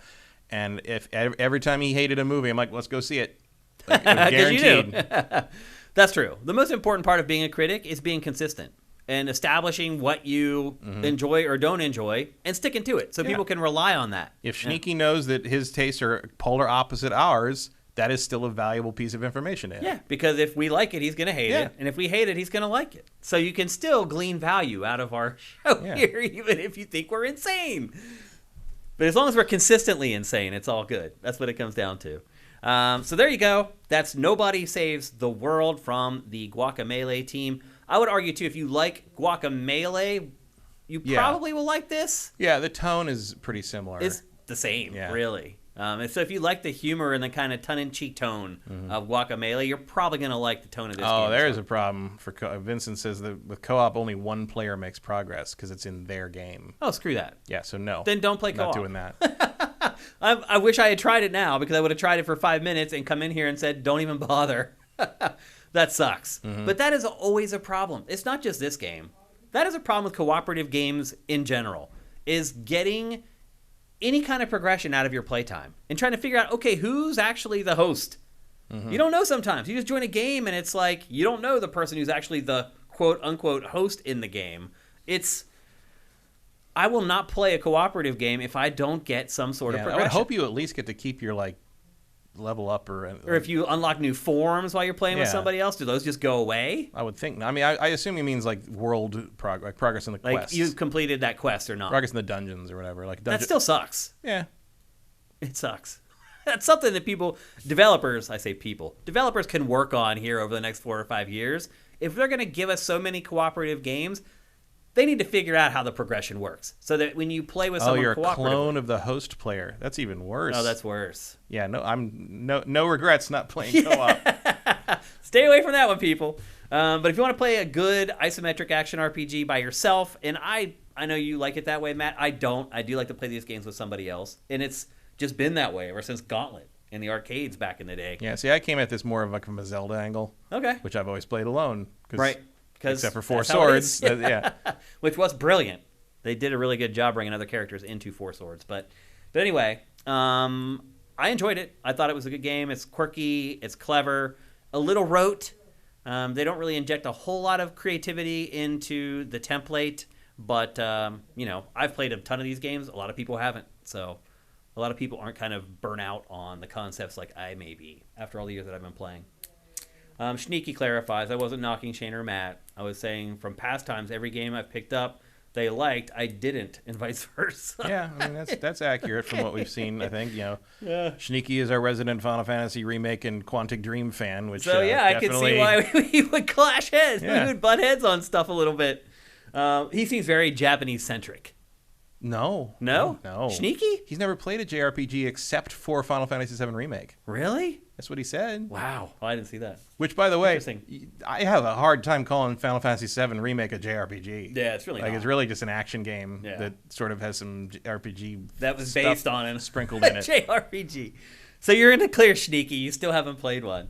Okay, let's move on. We're going to talk next. But at the same time, I'm afraid to recommend one to him. Because I have, Right. I have to come up with the one I hate the most. And then he'll love Chrono it. Cross. You might love Chrono Cross. Oh, I hate that game.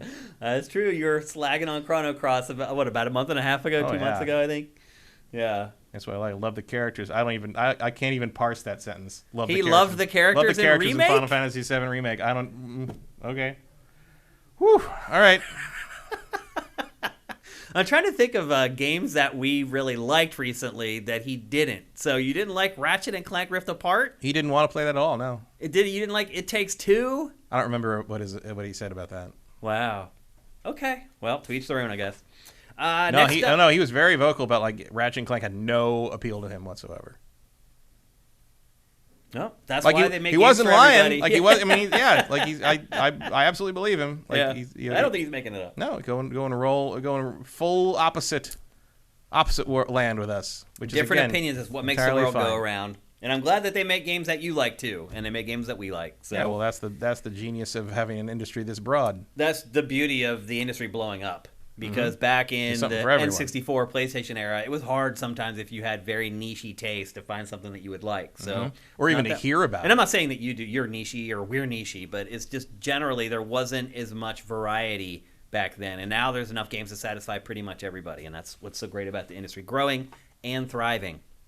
Next, we're going to talk about Dragon Age 4. Matt, it was just revealed this week that Dragon Age 4 isn't coming until 2023 At the earliest. at the earliest. How do you feel about that? Vindicated. You have been saying for a while. Yeah, this game's way out.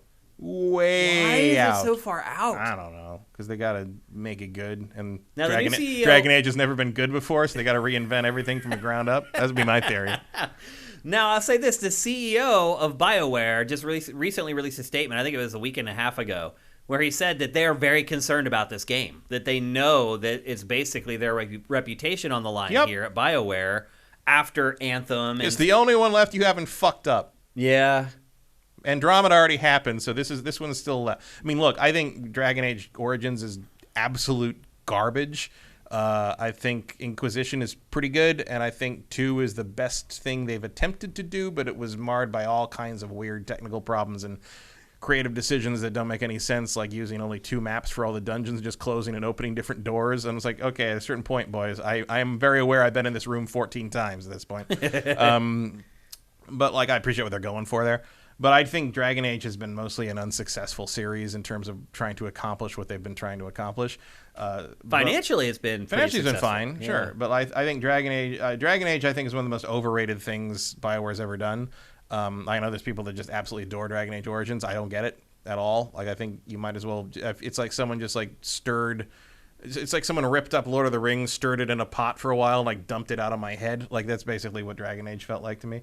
But there's a big following for a lot of the characters as the characters have sort of solidified and like they've sort of figured out what the world is going to be as far as going. Certainly the transition from 2 to Inquisition, where they figured out, okay, so the core story of Dragon Age is about the Templars versus Mage War thing and how that all kind of unraveled, and that works.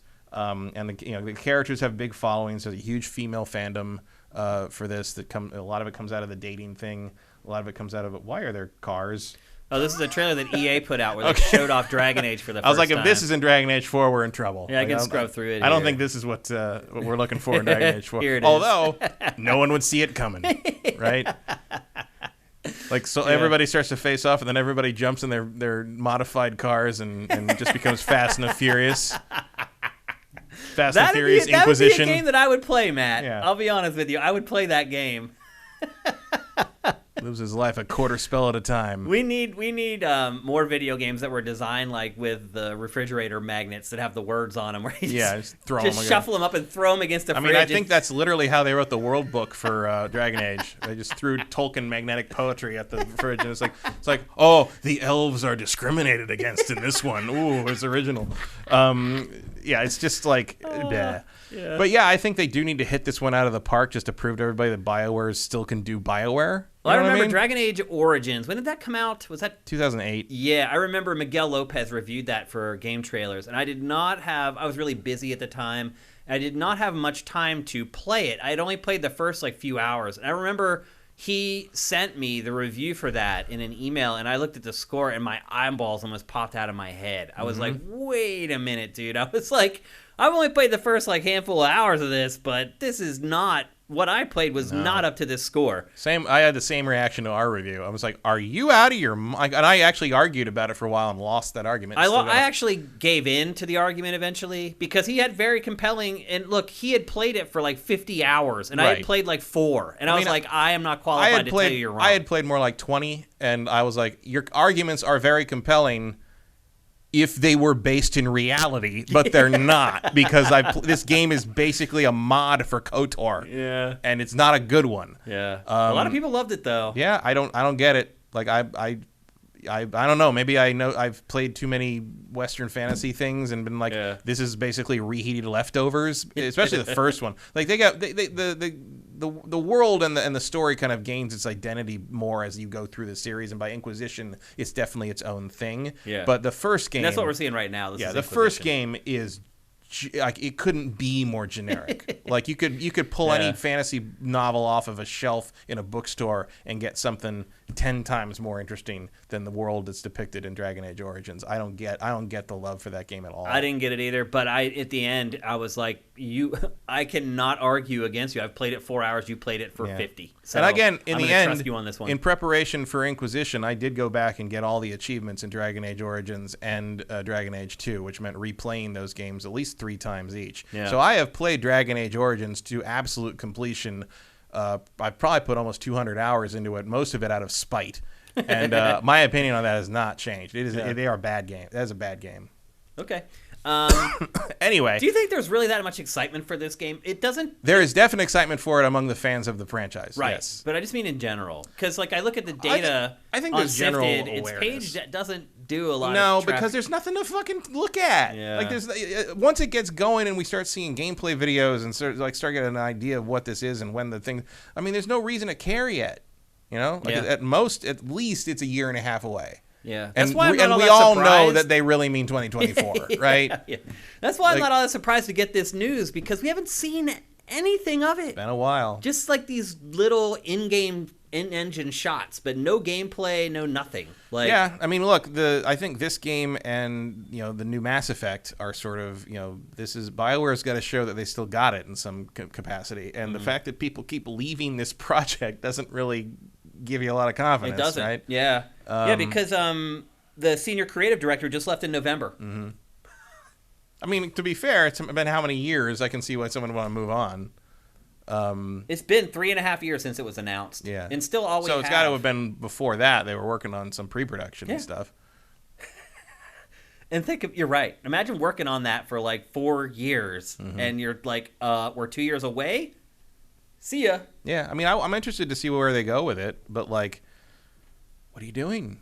I don't know. To some degree, you almost want to say it's I mean, look, Inquisition was not a huge winner in terms of game design. The quests got very repetitive, and a lot of it was very generic. It was really only the cutscenes between missions that really gave you any kind of meat to chew on. But there were some things in it, there's the one thing where one of the main quests is you have to go to a party with Vivian, and the whole quest is just intrigue and conversation and costume balls and stuff. And I thought that was great. There was not a single bit of combat in that whole thing if you played it right. And I thought that was awesome. More of that. More of the political stuff, weird intrigue and trying to maneuver and stuff. That was really cool. That was BioWare doing BioWare. Yeah. Because the other thing that I think has to be noted at this point is don't lean into the combat. Yeah. Like, Mass Effect pulls the combat off. Dragon Age does not. Melee combat is not BioWare's strong suit. No, it's definitely not. So, and Inquisition sort of like found a balance where they sort of let that play itself. And I did enjoy Inquisition's like exploration thing. There was a nice surprise where you go to the hinterlands and like you're in the hinterlands for like 9 hours, and then suddenly you realize that like that's not the whole game. There's like a whole bunch of other places to go. Yeah. I remember somebody posted, I think it was on, what was it, on Twitter or something, and someone just put all in caps, "Leave the hinterlands." like that is not the whole game. Like that's not the That's like, funny. Like early on, because you're self-contained for all this, you hit a Yeah. point where you're like, oh, I can't beat this dragon. I'm way I'm underpowered. stuck here till I beat What am I him. supposed to Yeah. do? And you go back and like, oh, there's other places. Okay, I see now. That's funny. So yeah, the other places are not as extensive as the hinterlands, but there are pretty big areas to explore, and I really enjoyed that part. And then Mass Effect Andromeda sort of bunted and reskinned Dragon Age Inquisition into being Mass Effect Andromeda, which did not work for Mass Effect Andromeda at all. Yeah. Yeah, it was. They do need to come up with a new idea. I don't know what that idea is, and maybe that's what's taking so long. And maybe there's a little bit of I don't know, performance anxiety or freezing up a little bit because you're like, oh, like, how do we do this? Because there's got to be a point where like if you underperform enough with these games that like BioWare goes away. Yeah. You know? Well, it seemed like the CEO in his statement was like, "We realize what's at stake here." In the wake of that's Mass probably why Effect, it's also taken so long. Yeah, in the wake of Mass Effect Andromeda and Anthem, especially. Yeah. Like you got to think that some of the you're sort of fighting for the company's life at this point. One thing we should note about this: EA is not afraid to take the companies out back and send if them there's to a one farm up publisher north. that is not afraid, yeah. it's EA. One thing I should add about this topic is that Jeff Grubb from VentureBeat was one of the journalists who reported on it. There's another prolific leaker on Twitter who also shared the same rumor. That story on VentureBeat has been taken down. Yeah, I saw that, or saw the lack of that. Yeah. But he also was the one who said, I bet we're going to find out about the future of Star Wars games soon, like yesterday. Yeah, I'm not saying he's wrong. Yeah. I'm saying the story has been taken story got down. killed somehow. Which, and just from my experience, that could be a number of things. He could have misreported something, misunderstood something. There's something wrong in the article that prompted him to take it down. Or Electronic Arts or BioWare could have contacted VentureBeat and been like, that story is bullcrap. It's not true. You need to take it down. And then that's when it falls on the EIC to make the decision on whether to pull it down or not. So I don't know what happened there. I will say this. The person who tweeted the information, those tweets are still up. They haven't backtracked on it. So I don't know if EA got to VentureBeat and decided to have him take it down, or if Jeff did it on his own. Or maybe he decided he just couldn't confirm it enough for his taste and decided to backtrack on it. But that article's gone. So just something to keep in mind. That said, those tweets seem pretty believable to me. Yeah. I mean, something's up with this thing. Tweets live forever. So yeah, I feel like if that person got conflicting information, that he would have taken his tweets down, or he would have followed up in the thread saying, "Hey, just got new information. It's actually coming out in a month or whatever." So, I don't suspect we'll see Dragon Age until Q1 2024 would be my guess. Yeah, I mean they also have tradition. I think Inquisition was a Q1 game too. I don't remember. That was like 2014. That was one of the early next-gen games. Interesting side note on that. The very first game page ever created for Sifted, and so when you're developing a site, you create one thing, and then you tweak that one thing until you get it the way you want it, and then you launch it out, and it propagates the whole site. The very first game page on Sifted was Inquisition. So I stared at a lot of Dragon Age Inquisition for like weeks, while Brent and I worked on the game pages and how they're going to look and how they're going to work and all that stuff. So, it's 2014, I think, is when that was. That's when we were developing. It was definitely early 2014. Yeah. So, there you go. That's the latest on Dragon Age 4. Next up, as we said in the open, big news broke open this morning coming out of Respawn. Respawn working on 3 different Star Wars games right now. Inquisition was November, apparently. What'd you say? They say Inquisition was November. Okay. I associate that with an early part of the year, but maybe I played it late and it became the early part of the year. That's right when we really started working on the nuts and bolts of Sifted, so that makes sense. Yeah. Because before that, it was all pre-production and me trying to explain to Brent what Sifted was going to be and him trying to figure out if he could actually build it or not. So that does make sense because towards the end of 2014 was when we were really starting to click all the parts together for it. So that adds up for me. Anyway, Respawn this morning announced that it's working on 3 Star Wars games. Now, obviously, we know what one of them is, and that is Star Wars Jedi Fallen Order 2. It's already been officially announced. Probably should be getting the first media from that not too long from now, I would guess. Be coming along. I would expect to see some kind of teaser trailer on like May 4th. Yep. Do you think we're going to see all this stuff on May 4th? Maybe. Maybe just like logos. I think a lot of these are way out. Oh, yeah. Way out. When do you think we're going to get Fallen Order 2? Next year. Not this holiday season? No, end of next year. Yeah. End of next year. Wow. I think it's holiday 2023. That seems like a long time. Because the game's been out now for 2 years? Something like that. So you're saying a 5-year development cycle? It's been out for 2 years already, the first one. And now you're saying the next one's going to come out 2 years later from now. So that's 4. Yeah. Seems pretty long. Respawn's, it's not the 6-year development cycle studio usually. No, but who knows? I don't think we're seeing very it this efficient. year. I don't think we're seeing it this year. Okay. Yeah, I don't think so either. I would say maybe mid-year next year though instead of Q4 next year. I wouldn't be surprised if they announce it for like early next year, but it slips. Okay. All right, I can see that. But Respawn also doesn't delay stuff very often. Not usually, no, but we'll see. Respawn is really one of the better studios in the industry. Respawn does seem to know its schedule. It's pretty realistic about its milestones. Yeah, when it announces stuff, you can almost put it in stone that that's what's going to happen. But anyway, the first game that everybody knows, Star Wars Jedi Fallen Order 2, sequel to the semi-open world action adventure. That was my game of the year that it came out. Was it yours that year? No. Yeah. I'm surprised that I picked a Star Wars game and you didn't for game of the year. What year was that? It was kind of slim pickings that year. Yeah, that was 2019? Yeah.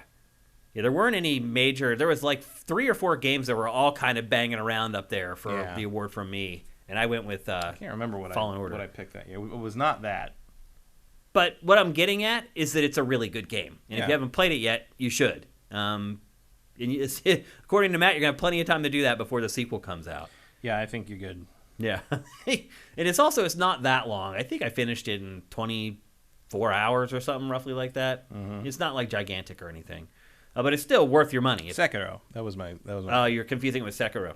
No, I picked Sekiro. Oh, you picked Sekiro. Right. Well, that's not going to happen for me. No. And then the second game that they announced today is a first-person shooter. And they announced the game director like I should know who he is, and maybe I should. Yeah, I don't recognize that name. His name Peter Hirschman. I believe he's worked on Star Wars stuff in the past or whatever, or worked on a Star Wars game in the past that people liked. So Star Wars first-person shooter, Matt, is it Star Wars Battlefront 3? I hope not. What else would it be? Republic Commando. You think? I prefer that, yes. I don't think it is, man. I don't think it's Battlefront. Really? No. Because, dude, Battlefront, it sells like 15 million copies. Yeah, but it's also not what Respawn does. It's a shooter, a first-person shooter. Not like that. Not like this huge, sprawling, open, like Battlefield-style thing. That's not what Respawn does. So you think it's going to be like Call of Star Wars? Could be, yeah. So, yeah, he was at LucasFilm for LucasArts for a while. He's listed as a producer on... and DreamWorks. He's listed as a producer on the first Medal of Honor. Okay. Secret Weapons Over Normandy, Mercenaries, Playground of Destruction. He was the director on Medal of Honor Above and Beyond. And he's also credited on Star Wars Empire at War. Sounds like a good pick to me VP to lead production. the game. And he was listed as the LucasArts staff liaison for Soul Calibur 4, which had the Star Wars characters in it. Wow. Okay. So he has definitely dealt with the situation before. He was also part of Force Unleashed, it sounds, because he was in a Force Unleashed video documentary. So yeah, he knows the subject matter. They got the right guy, sounds like. Yeah, I hope this is something different. I hope this is not a Battlefront thing. I hope this is a new take on the Star Wars shit. There's plenty of things you can do with Star Wars as a shooter that is not Battlefront. I know it sells really well, but like almost anything will really sell well. Is good. And I think Battlefront, you kind of, I can't see anyone but DICE really trying to something on that scale. And even DICE didn't pull it off the second time, really. Yeah. Could Respawn do it? Probably, but it's just not, has never been the thing that they're interested in. So I would expect it to be more about maybe a Republic Commando thing, or even a Mandalorian thing, or a something akin to Shadows of the Empire, that sort of thing. Any of that. Hell, at this point, that could be where the Squadron's full-fledged thing comes from. They've done vehicles before. I really think it's going to be like Star Wars of Duty. Could be. It just makes too much sense. He created that template, and he hasn't been able to do it for a long time. Medal of Honor style, yeah. And, with the Star Wars license, like, if there's one game that could maybe topple Call of Duty, that might be it. Nah. Really? No. There's too much momentum on Call of Duty, and it's too universal. There's too many people that wouldn't want to deal with Star Wars as a license. Last Battlefront 2 sold 15 million. That's only 5 short of Call of Duty. Yeah, but who's still playing it? It doesn't matter. Who's playing that Call of Duty from that year? Nobody. They're playing Vanguard now because it came out. Right, but you're not going to put this out every year. Like, so it's not going to supplant Call of Duty for anything. I don't know, man. Maybe for a year it does. Outsell Call of Duty for a year? Because you're right. They're not going to put it out every year or whatever, like Call of Duty will. But maybe for that year. You're also underestimating, like, the toxic bros who make Call of Duty what it is and how much they hate Star Wars now because there's women in it. Oh. Star Wars is not the universal slam dunk it used to be, because it's divided the fandom into people that think that, black people are political and people who think that they should just be in things. Yeah. I would argue, though, that I don't think most of the people who play Call of Duty are like that. They're just... Have you talked to them? I do. A lot of them are. I play it all the time. But those people that you're talking about, Matt, are just like creepy otaku. They're not the dude bros that buy Call of Duty. Like, the dude bros... They're both, right. They're both. But like, yes, a lot of them are like, there's a lot of anime avatars out there. Dudes that play football at their high school or whatever. Those are the people who play Call of Duty and make Call of Duty. Right, but a lot of those people, if you look at the people who are complaining about Admiral Holdo, they are also those people. Really? I'm surprised to hear that. There's plenty of people with anime avatars doing the same thing, sure. That's who I think it is. It's not. It's a pretty even split on that. Wow, that's surprising to me. Misogyny comes in all forms, Shane. But I would also argue it does. But I would also argue that if a game is that good and you can't deny how good it is, people are going to play it. And if Vince is working on this game in any capacity, it has a chance to be the best shooter of the year. Let's be honest. It could. What shooter has he made that hasn't had a chance to be shooter of the year? I've even already seen people that I know who are not toxic weirdos being like, "Oh, I think that sounds like too many Star Wars games." Oh, really? And I'm like, we've gotten 4 in 10 years. I don't think there's such thing as too many Star Wars games. How hilarious is it, though, Matt, that EA had this license exclusively for the last 5 years? Yeah. No, and it longer than that. They got it in 2013. Yeah, and it did nothing with it. Absolutely they take the license away exclusively, and they announced 3 games. Yep. What the F? Because they know they got to do. Also, Respawn's the only one that's actually pulled anything off reliably. That's been great. Yeah. Battlefront 1 sold well. Obviously. Both of them sold well. Both Battlefronts. Battlefront 1 sold unreasonably well. Yeah. Because it was the return of Star Wars, and Force Awakens fever was a big. That thing sold like 25 million copies or something. When it was all said and done. Yeah. And Battlefront 2 obviously was never going to sell that many.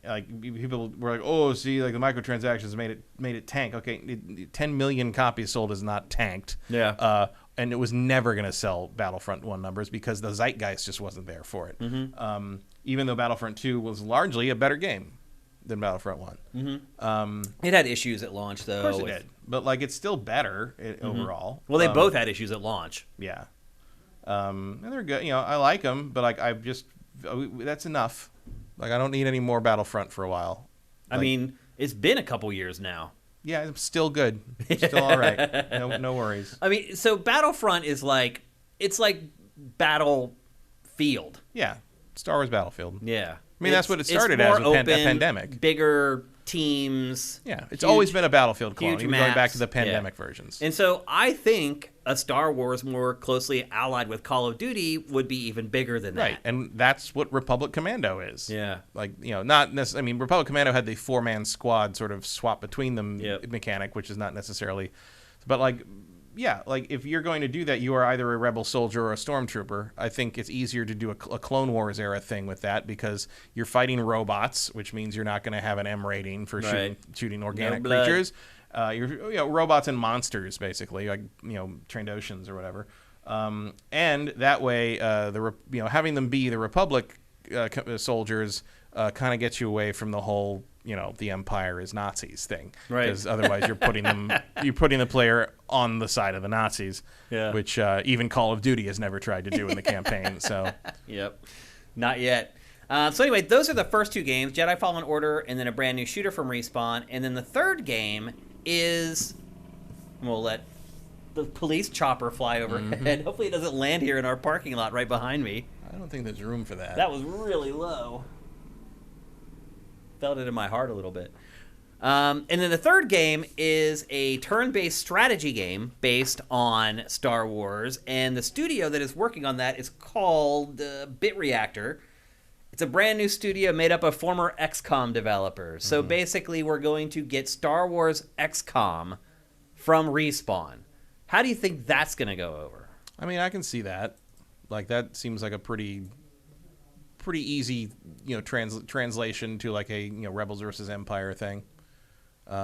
Sure, why not? That is one genre that you can just slide it into any IP, just about, and it always works. Anything that's got, as long as you got ranged weapons, you're pretty much ready to go. Yeah, I mean, I'm a big XCOM fan. That sounds like a game I should be really excited about. What about you? How do you feel about it? Sure, maybe. Like I'm hot and cold on those kinds of games. Like sometimes they grab me, sometimes they don't. It's going to kind of depend on like what kind of like meta is in place. Like XCOM hooks me largely because of kind of the continuity of building the base and sort of the consequences of the missions. Like that's the stuff I like in that. So if you make that like a dynamic kind of campaign for the galaxy, yeah, I'm interested in that. Like if it's just a series of skirmish maps, I'm not so interested in that. Agreed. Like Marvel's Midnight Suns. Right. There's probably not going to be permadeath in this game. Right. Well, I think there will be for like troops, but you'll probably have just have like stormtroopers. Yeah, your stormtroopers and rebel guys will probably be able to die, and then you'll have like generals or whatever that probably can't. It will be the big stars from. Or maybe they will. They are not. In the past, Lucasfilm has not been afraid to do alternate versions of. I mean, all the DLC for Force Unleashed was murdering the main characters of the original trilogy. Yeah. The Force's Empire at War, like you could kill the characters all the time. You can definitely kill them off. They came back later, but like they're not afraid to do that. Do kind of an alternate timeline thing where you do horrible things to the existing characters.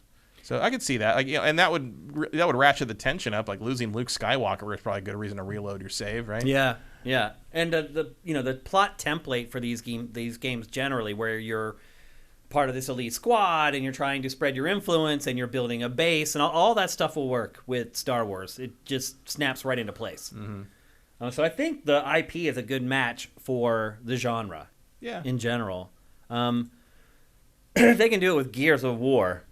They can flip and do it with Star Wars. Or Mario. Right. If they can do it with Mario. They can definitely do it with Star Wars. So I think that's a good fit. It seems like they have the right teams and people in place for all 3 of these projects, Matt. Yeah. Are you excited about this? You don't seem very excited. Because they're so far away. Yeah. Like you're probably talking about 2024 for at least one of these. Yeah. Yeah. Best case scenario. I mean, Jedi Fallen Order, I think will come out at some point next year. Yeah, I think Jedi Fallen Order is next year, but like these two, you're looking. I think that's probably 2024 and 2025. XCOM game, you could probably build it in 2 years, 2025 probably. Yeah, the shooter, that one may be a long ways away. It could have some iteration. I mean, if they've just started working on it, it could be a long. Somewhat, although if you're just gonna kind of build it on top of the tech they already have for Titanfall, like might be too pretty. I mean, you could have Scout Walkers in that. Yeah, because of the Titan thing. You can adapt absolutely. that to be Scout Walkers pretty easily. Well, it's funny, we were talking about it, and in the footage, I saw an ATST like shooting me while I was like trying to run and like capture a flag. And I was like thinking, well, if it's a Call of Duty style game, I wonder if it would have that kind of stuff in it. It could, I mean, maybe some Call of Duties have done stuff like that. Yeah, not much though. Not much. They keep vehicles out of it pretty much. But like the Scout Walkers, I think could fit into like a smaller scale thing. It's one, probably not an AT-AT. Like that's a little too big. But I mean, you could call them in as like kill streak things. Yeah. You could absolutely. Those could be the kill streaks. Yeah. You could make some cool kill streaks. Yeah. With the Star Wars Call of Duty. Remember the Respawn guys are the ones who invented that. So. Yeah, and I even imagine just like playing Call of Duty with Luke Skywalker. Like, what does that entail? Sloppy melee. Or like his super is like Jedi powers or whatever, because most Call of Duties now have operators, and they'll have that one special ability that they can perform when they build up the meter or whatever. Like, I don't know. My head's kind of swimming thinking about a Star Wars coded Call of Duty game.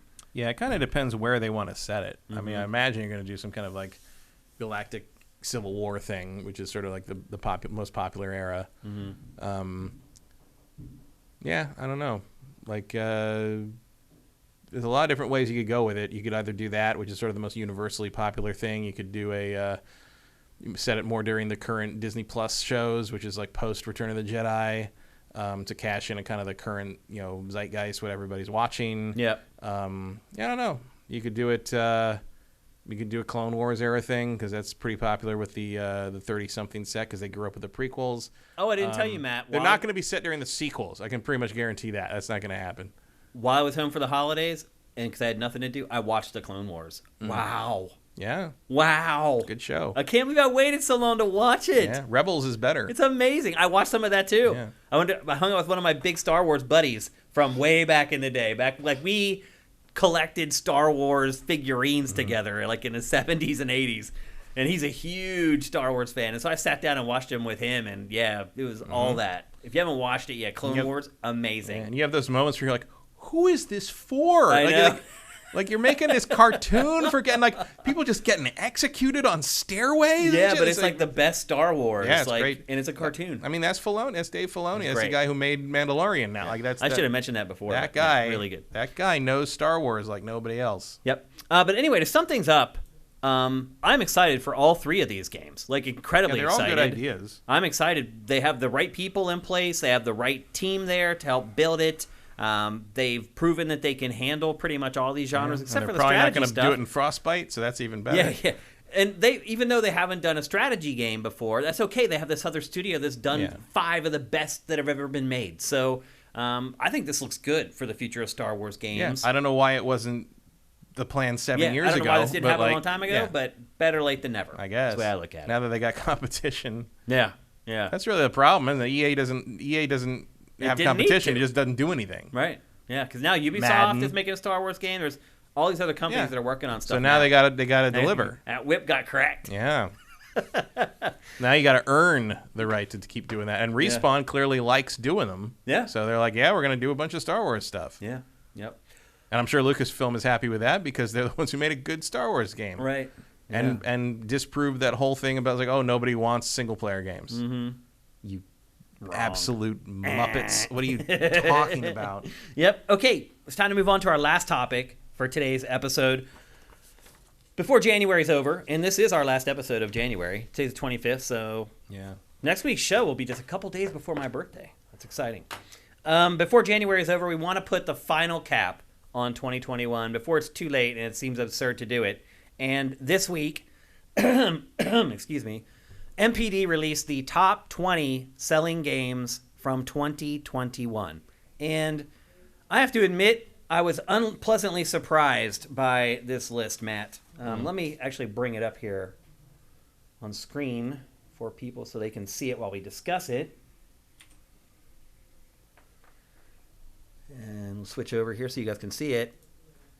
The top 2 selling games of 2021. 2021 is Call of Duty. Mm-hmm. The top 2 selling games. So the Call of Duty that came out last year, which is Vanguard, and the one that came out the year before, Black Ops Cold War. Yeah, I mean, that says more about 2021 than anything else. It does. It was a down I mean, year. that's a huge indictment on 2021. the list.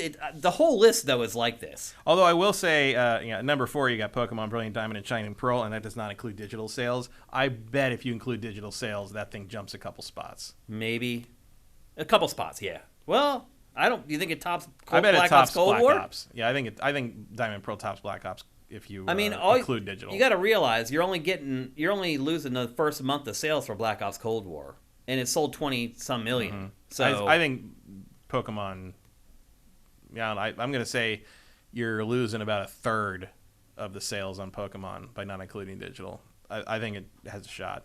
Maybe. I don't know. I think it may topple Madden. I don't think it's going to topple either of the Call of Duties. But look at Madden at third, Matt. Madden had gotten to a point where it was only selling like 3 or 4 million a year. And it has rebounded a little bit. I didn't know that it rebounded that much. That's a lot. I mean, it's the third best-selling game of the year. And when was the last time it was up there before? I can't remember the last time. Usually it hangs out around 9, as I recall. Yeah, and it only has 4 or 5. It doesn't have the whole year of sales either. Mm-hmm. That's only 4 or 5 months of sales. It comes out the first week or 2 of August every year. But, wow. And then the other thing, too, is that it was broken. Mm-hmm. Nobody knows that until they buy it, right? I mean, they did know it. Like, reviews said that it was busted, and I guess apparently not. If people buy Madden, just go buy Madden. Yeah. No one's reading game reviews for Madden. Yeah, you're probably right. Well, they discovered the hard way. Yeah, now they learned. And they may start. This chart doesn't say who liked it. Reading them now. Yeah, it just says who bought it. Yeah, so I am shocked to see Madden up that high, and I'm just wondering if that's just an indictment, as you said, on how bad the rest of the year was. Mm-hmm. Well, because I think that's the thing is, like, you've got this sort of baseline sales you're going to get every year from the yearly installment stuff like Call of Duty and Madden and FIFA. But, like, usually you've got, like, big explosive sort of, like, exclusives and hot games that kind of catch fire, and they're the ones that do the big sales and sell the 10 to 15 millions. And there weren't really any of those last year. Yeah. So you were just sort of left with the big franchise installment games hogging the top 5 of the list. And so that's why you've got, Call of Duties and Madden and a Pokemon and a Battlefield. It's not like Battlefield wasn't broken either, but nobody knows that when they buy it. Well, I'm really surprised that Battlefield is at 5. Well, people automatically buy these things. But so another story that actually almost made it into the show today is that Battlefield, they're considering making parts of it free to play because it did so poorly. Yeah. But here it is sitting at 5th for the whole year. Yeah, but that's not good enough for EA. You're actually right, because everything's got to sell 20 million for EA, or it's a failure. Apparently, right. That's the way it Square seems. Enix Tomb Raider theory of sales expectations. I mean, not only did it sell poorly, or at least we thought it sold poorly. Apparently, it sold better than most people thought. It reviewed terribly. Yeah. Maybe that's the bigger surprise: is that it's the 5th best-selling game, as bad as it was. It's not surprising to me because nobody knows it's bad until they buy it. That's a launch day thing. Especially for games like that, like these franchise things where like these people don't read reviews. They probably don't even know where to find game reviews. They just want to play the game they like every year. Yeah. And it doesn't occur Battlefield doesn't come out every year. Yeah, but most years. And it doesn't occur to them that that's going to be different from game to game. Like the idea that there's different teams or different ideas or different development cycles that can lead to like better or worse or thing. Like they don't know that. They don't get that. That's not a thing they're aware of. Yeah. And it's just an ignorance of the production process to some degree. It's also like how people like freak out when they find out that like a Marvel movie's in reshoots. It's like every movie has reshoots. Yeah. Like, oh no. That's just how film works. It's a disaster. Yeah. But I think this is just sort of, you're seeing like sort of the automatic launch day sale franchises cleaned up this year because there weren't any breakout hits, there weren't any surprises really. I would like to see numbers on some of these. I bet some of these are pretty low. They won't share that. We heard Vanguard is selling really low for a Call of Duty game, but it's still number 1 because everything sold a little down. Yeah. Well, Marvel Spider-Man Miles Morales in the 6th slot. Yeah. Now to be fair, this is ranked on dollar sales, and Miles Morales is a half price game. Mm-hmm. And I wonder how many people were waiting to play that on PS5. Which means, translation, it sold more. Yeah. Because it was a budget price game. $40, yeah. So it actually, if you were looking at numbers, it probably outsold Battlefield 2042. Yeah, individual copies is probably way up there. Yeah. Which, hey, this is great. It's good to see that game get the recognition it deserves. Yeah. It's a great game. Mario Kart 8 cannot be beaten. Mario Kart cannot die. Mario Kart 8 at 7, it outsold Resident Evil Village. Mm-hmm. And that's not even including digital. Yeah. And the funny part is that Capcom is heralding Resident Evil Village like it was this sales revelation. Resident Evil Village was the eighth best-selling game. The Resident Evil franchise dollar sales reached a new all-time high for the U.S. market from this game. Resident Evil's never been a huge burn the charts up seller. Yeah, 6-7 million, something like that usually, which means this sold probably better than that. Yeah. But still, it got beat by Madden. An annual football game. That's crazy to me. And we do have some quotes from MPD on this stuff because they supplied all the data for this. Call of Duty Black Ops Cold War, Marvel Spider-Man Miles Morales, Mario Kart 8, Animal Crossing New Horizons, Assassin's Creed Valhalla, Super Smash Bros. Ultimate, and Mortal Kombat 11 all appeared on both the 2021 as well as the 2022 best-selling charts. Mortal Kombat 11, Smash Bros. Ultimate, and Mario Kart 8 also appeared on the 2019 top 20. There's 3 games in here that have been in the top 20 sales for the last 3 years. Yeah, that is not dead which can eternal lie, and in strange eons even Mario Kart may die. That's crazy. This is... You want to know why it's been so long since Mario Kart 9's come along? It's because you don't have to. This is different, though. This has not been a part of the industry up until the last 5 years. Like, it just didn't happen. It was always all new games that made up the top 20. At least GTA 5's not in here. Yeah, and some of them... You're right. That's a good point. But some of them, they're not even games as a service. Yeah. They're not even, like, ongoing games that would spur people to buy them 4 years after they were released. Let's start going back down through some more of this stuff, though. Bring the list back up for everybody. MLB The Show, 21, ninth spot. So remember, this was the first year that MLB The Show was multi-platform. Yeah, but it doesn't include Xbox digital sales. So. It doesn't, which would be the bulk of it. And yet, it's still at 9th for the year. Matt, what I'm really starting to think here... That's real good for a baseball game. Like... It is, but 9th is good. But what I'm getting at is that I think that the sales were just really low last year. Overall, yeah, I think so. Yeah, I think that's just what it came down to. Is that the sales weren't low, so a game like MLB The Show 21, this was 2021 was absolutely a down year for releases. Yeah, like, it was just sort of like it was. I guess I don't think I realized it until I looked at this though. Look at Far Cry 6, Matt. 11th. Yeah. I finally finished that this week. I have not finished it yet. I finished it and deleted it I'm to get close 110 to the gigs end. back from my stupid hard drive. I haven't finished it yet. I'm really close to the end of it. But, Matt, it's 11th. Far Cry 6 any other year is easily in the top 8. Easily. And with the lack of competition this year, or last year, sorry, you would think it would have done better. But it's 11th. It was outsold by Super Mario 3D World. A game that's how old now? 5 years? Super Mario 3D World? I mean, it was a new release of it.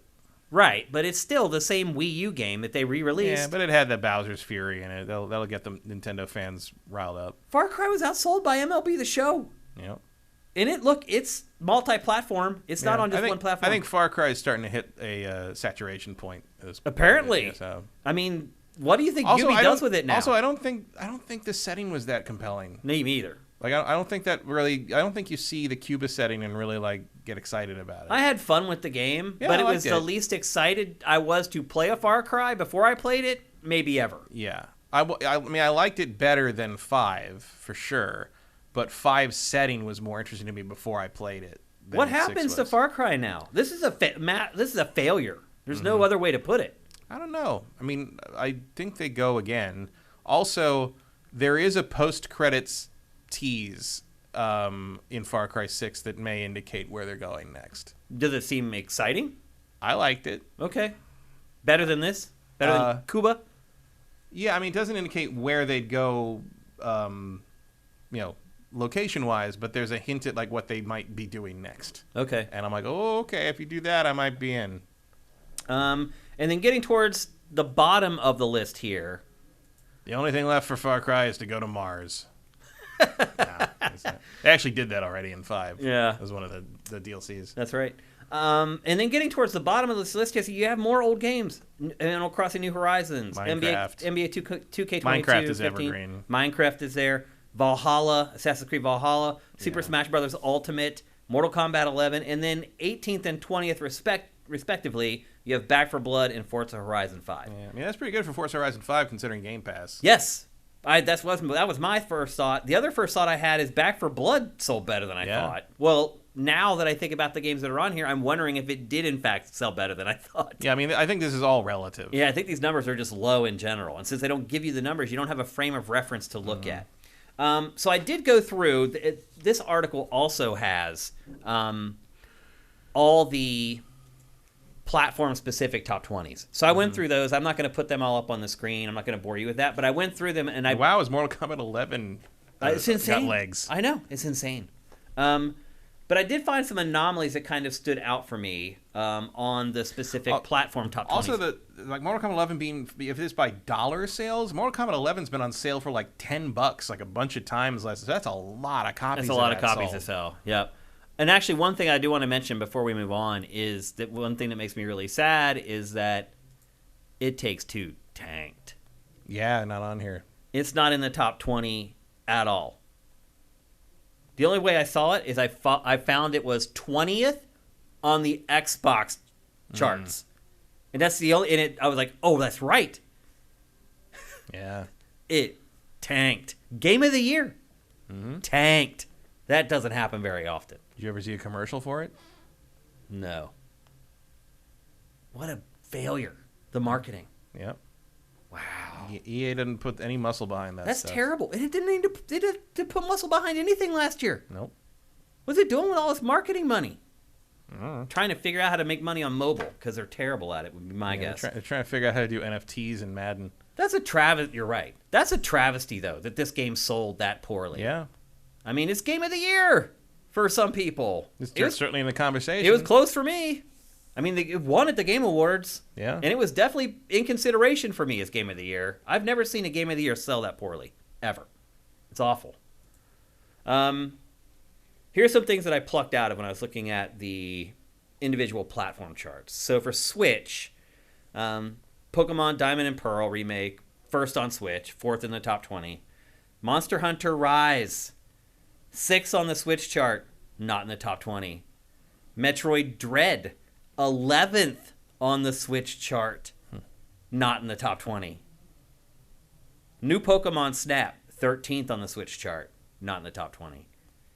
Metroid Dread, 11th on the Switch chart. And that's not including digital?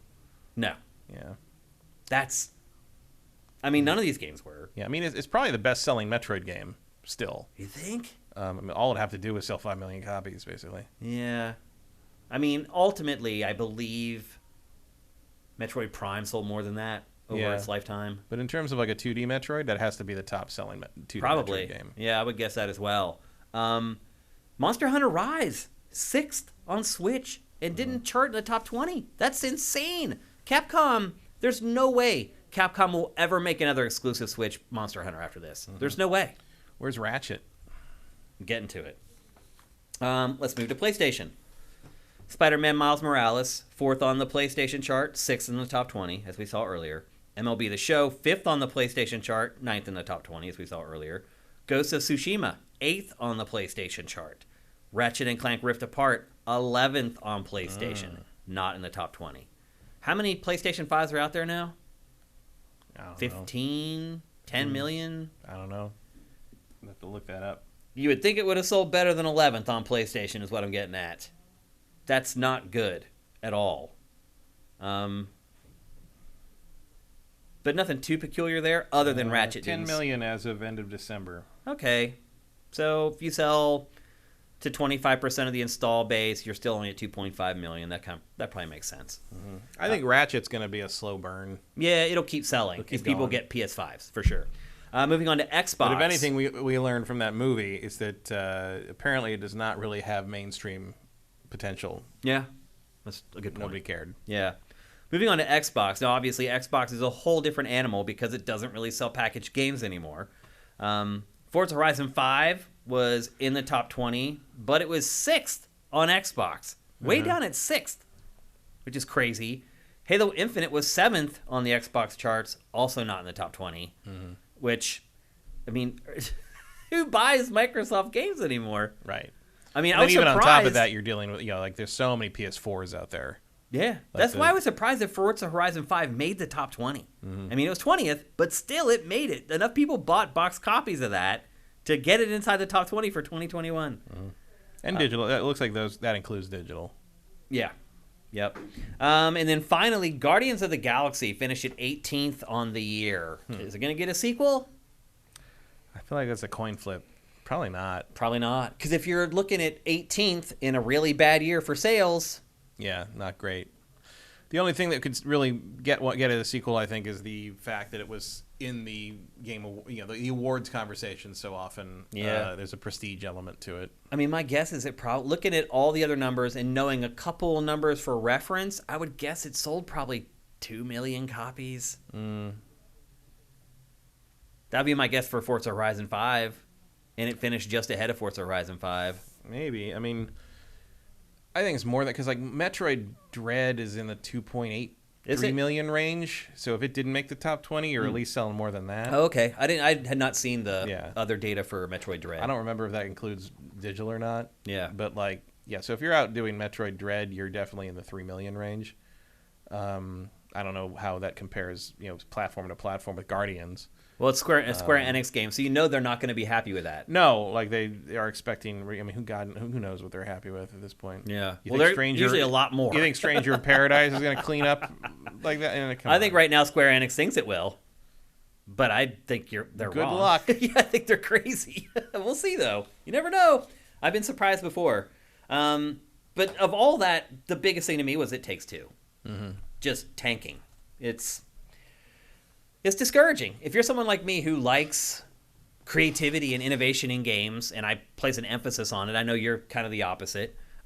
This is discouraging. Not that surprising, but discouraging. There will always be creativity and innovation by the nature of the medium. Yeah. One game. But this was one case where a publisher gave them enough money to really make it come alive. Yeah. And then basically let it die. Yeah. It's really I didn't see any promotion for it. I didn't either. None. No commercials or anything. So there you go. Those are the top 20 games that sold in 2021. Not encouraging. I'll be honest. That was not a good year for video games, Matt. No, it was definitely a down year. Yeah. I mean, we knew it. I remember it. We were wrapping up the year. We're like, this wasn't the best year for games, and next year is going to make this look silly, and it is. It is going to make last year look silly, but still pretty discouraging. Last year, really, we saw the pandemic really hit the games industry. Yeah, a lot of stuff fell out and slipped to this year, which is good for this year. Yeah. But, I mean, you felt the impact through the whole release schedule all through 2021. And even the stuff that did come out, a lot of it had sort of a to it. Yeah. It's over now. Yeah. It's all right. Greener pastures, bluer skies. Yeah, it's not any kind of indicator of the future, any kind of like trend. It's just that was just the result of 2020. Yeah. 2020 is going to continue to screw things up in various forms for a long time to come. So. Yeah. Okay, there you go. Just sit down with Horizon and Pokemon Arceus and forget about it. Yep, and I'm about to. That does it for all our topics in episode 286. But now it's time for Name That Game. Name that game. Did Returnal even hit the chart at all? No. Yeah. Nope. I don't even know if it made it in the top 20 for PlayStation. Yeah, that's what I was asking. Actually, you know what? It's worth it to go back and look at that. I'm going to do that right now because I can go right back to this article and we can look. And we'll look together. In fact, I'll bring it up so you guys can see it. Well, let's see. Now there's Nintendo. Here's PlayStation. No. It didn't even make the top 20 PlayStation games. It didn't even outsell Madden 21. It lost to Madden NFL 21. Wow. That's a shame. So we were like, Ubisoft's all pissed off about Far Cry 6. I don't know about that now. Yeah. Wow. Okay. There you go. You asked, and we delivered. Not pretty. Oh, I guess we're not getting a sequel to Returnal. Man, that's brutal. Holy moly. All right. Well, it's time to have some fun and feel a little bit better. We're going to play Name That Game. It is a game, and I am the game show host, which is something I probably should never be, but I am in this case. And I give you 5 clues, and you try to guess the name of the game. It's very simple. The twist is that you're trying to beat this guy, Matt Kyle, who has an encyclopedic knowledge of video games. Now, He's only won this twice, so it's not really helping. Yeah, but still, the fact that you've won it all is pretty good. You will win all ties, basically. So if Matt names the name of the game, I look over and it pops up in chat, you will win it. And if you win, you get a 6-pack of sifted stickers that we will ship anywhere in the world. And I'll say this, Matt, I think you're going to win this one. I think. But as I said, we go... jinxing that just like every time you say it's going to be a short show. I didn't say that today. And it is. And I thought it was going to be, but I'm like, I'm not saying it because... And now it is. It's 3:20. Well, we still have Q&A and Name That Game to get through. We'll see how it goes. But anyway, it's time for Name That Game. I have 5 clues here. Try to guess the name of the game. That's all you got to do. Put it in the chat as quick as you can. And you guys are totally allowed to use Google. I write these clues knowing that you guys are going to use Google. You have a huge advantage over Matt. He still managed to beat you guys twice. I think that's impressive. All right. Here we go. For the first clue of Name That Game. It's a swinging good time. It's a swinging good time. Bionic Commando. Nope. That's a good guess, though. That's a really good guess. Titanfall, no. That's another good guess. And actually, let me bring up the chat here on screen so people can see what people are guessing. Does Google work? Does using Google work? Seems like it'd be too slow. Hot Shots Golf. No, that's a good one, too. Prototype, no. No One Lives Forever. That's a good one. Is that it? No. Nolan Elric got it. Wow. Pitfall. Yes, wow. And Wampler ended up getting it, too. I mentioned Pitfall earlier today. You did, and that's why I'm like, Matt's going to get it, because you're also old school. Mm-hmm. Dang.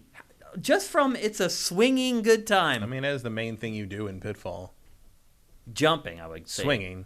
I guess. But there's so many other options. When you say Pitfall, I think swinging on the vine and standing on an alligator. Landing on that little alligator. Those 2 pixels, it was the alligator's head. So you wouldn't land in the mouth. Yeah. Well, dang. Good job. I really didn't think you guys would get it that quickly. Yeah. Nolan said I said Pitfall last week as a joke. Yeah. And then the other thing, too, I did say Pitfall earlier. If you've been watching some of our content over the last couple of days, I've actually brought up Pitfall a couple times. Yeah, and my next guess was going to be Space Channel 5. Oh. Because it's Swing and Report show. Yeah. So anyway, I worked hard on these, so I'm going to read the rest of the clues. The next clue was Gold Bar Wishes and Diamond Ring Dreams. Oh, yeah. Would that have given it away, you think? Yeah. The gold bar and the diamond ring? Yeah. Next was Rattlesnakes, Scorpions, and Crocodiles. Oh, my. The fourth clue was it can get hairy when you head for the tunnel below. And Harry was the name of the lead character. Pitfall Harry. And if you played Pitfall, there's the world that happens above, and then there's this subterranean... And up in the caves, and you got to jump over the scorpions. Which are the hardest things to jump over, yeah. And then the final one, which would have definitely given away, was Great Grandpa Drake. Because to me, it's the precursor to Uncharted in a lot of ways. So there you go. I'm surprised that Nathan didn't have some kind of old guy named Harry that was his mentor. They haven't worked it in somehow. Yeah. But anyway, Nolan Elric, great job. Congratulations. In fact, I need to give you your round of applause for congratulations. And just send me a DM. You can do it here on Twitch. You can do it on Sifted at Shane. You can send me a DM on Twitter at Dinfire. However you want to reach out to me, just do it. Make sure you include your full real name, your full address, including postal code and province, or if you live overseas, all that stuff matters. So make sure you give me the full address, and we'll get those stickers out to you. And congratulations once again. I really thought, Matt, you would have won that one if they had not got it on the very first clue. I think you would have won. But, oh well. That just means we get to send out more stickers to you awesome people. Okay, let's do some Q&A. We actually have some time this episode instead of like prior weeks where we're always just getting a question or two in before we have to get out of here. We do have some time to answer some of your questions, or more of them than normal. JM Rain, thank you for gifting subs. That's awesome, man. You rock. ETH Demon, why are you shocked Smash keeps getting in the top 20, given it's as close to a guarantee buy for anyone buying a Switch, and the Switch has been on fire the last few years? Did we say we were shocked about Smash? I think didn't. That may be the only game on that list that we did not say that we were shocked at. I mean, I wasn't shocked by... I'm never shocked by Smash Brothers. Yeah, I don't think we said that. I didn't. I don't think Matt did either. I'm not shocked by that at all. Sneaky. Shane, can you read this so Matt doesn't think I'm a piece of garbage? I'm not a Quantum Dream fan. I looked up the Quantum Dream controversy and ugh, I'm a fan of Detroit. The people in the world. It's created this huge community outside the game with the actors and developers promoting positivity and inclusiveness every night on Twitch. Ironic. That is ironic. Mm-hmm. Yeah, I didn't think you were a fan of Quantic Dream's horrible business practices and weird, abusive corporate culture. I just meant you're a fan of their games. But I guess you've only played Detroit. Yeah. How did he not know this about Quantic Dream is my question. I don't, how do you watch GameFace and not know all this stuff that Quantic Dream has done? Sneaky doesn't pay a whole lot of attention to a lot of the gaming world stuff. He gets a lot of it from us. Yeah. And from what I've seen in his comments, we've talked about it chat. A bunch of times. Oh yeah, but like it's just like he doesn't care that much about it, and it's probably healthier not to. It is. Yep. Yeah, and like the Quantic Dream stuff is not super in the. I mean, people who like are excited about the new Star Wars game don't know about it either. Like, if you didn't already pay attention to Quantic Dream, you probably didn't hear about that. And David Cage's comments are mostly out of interviews about other games, and like you aren't necessarily following that. It's one of the more. It's not like national news the way Activision's scandals were. Quantic Dream is, and also it's a French company. Nobody reports on that over here. It's like it's a harder thing to have heard about. I've heard about it because I hate everything they've ever done. So like, I haven't really liked anything. I moderately enjoyed Heavy Rain. Yeah, Heavy Rain had until there was a huge plot hole that ruined the whole damn thing. Well, Heavy Rain had its moments early on when you're so. But I do remember playing. I do remember playing an early copy of it at a Christmas party, I think it was. Some party I was at before it came out. It wasn't out yet. It was a review copy, and somebody had it at the party. And somebody who had never played... That's a no-no. Yeah. But somebody who had never played it, like, was playing and, like, tried it. There was a lot of industry people there. But, like, somebody who had never played it tried it. And, like, I remember the whole room was just sort of like... You have to brush your teeth. You have to open the mirror. You have to like it was like yep. And like the girl who's playing it was like I did all this morning. And this isn't escapism. What's happening? Like why am I doing this? Exactly. It was a hard sell early on. Yep. And then they cut a subplot out that basically they never removed all of it. So there's a tease to like this, and then the plot hole you're talking about is because like there's an element that says like this is a thing. And then that never comes back. Like, well, wait, what about the thing? Yeah, what about the thing? No, we're just not going to talk about that again. Yeah. It's like, okay. There's other plot holes, too. Like, did you notice, like, she would take the shoebox out and, like, open up the clue, and then that would send you off on, like, the next mission or whatever. Mm-hmm. They were in the box the whole time. She could have just opened up all the clues and just had the whole thing just spelled out for her. How do you overlook that? I don't know. Anyway, there's a lot of things I asked that question about with that company. I mean, like, how do you overlook the fact that like none of this makes any goddamn sense? Yeah. I mean, I can't recommend like Detroit or not like Detroit. I can't recommend trying the other two games. I guess Fahrenheit or Indigo Prophecy, as it's known in North America, has its moments, but then as soon as it becomes like running away from giant fleas, it gets it loses something.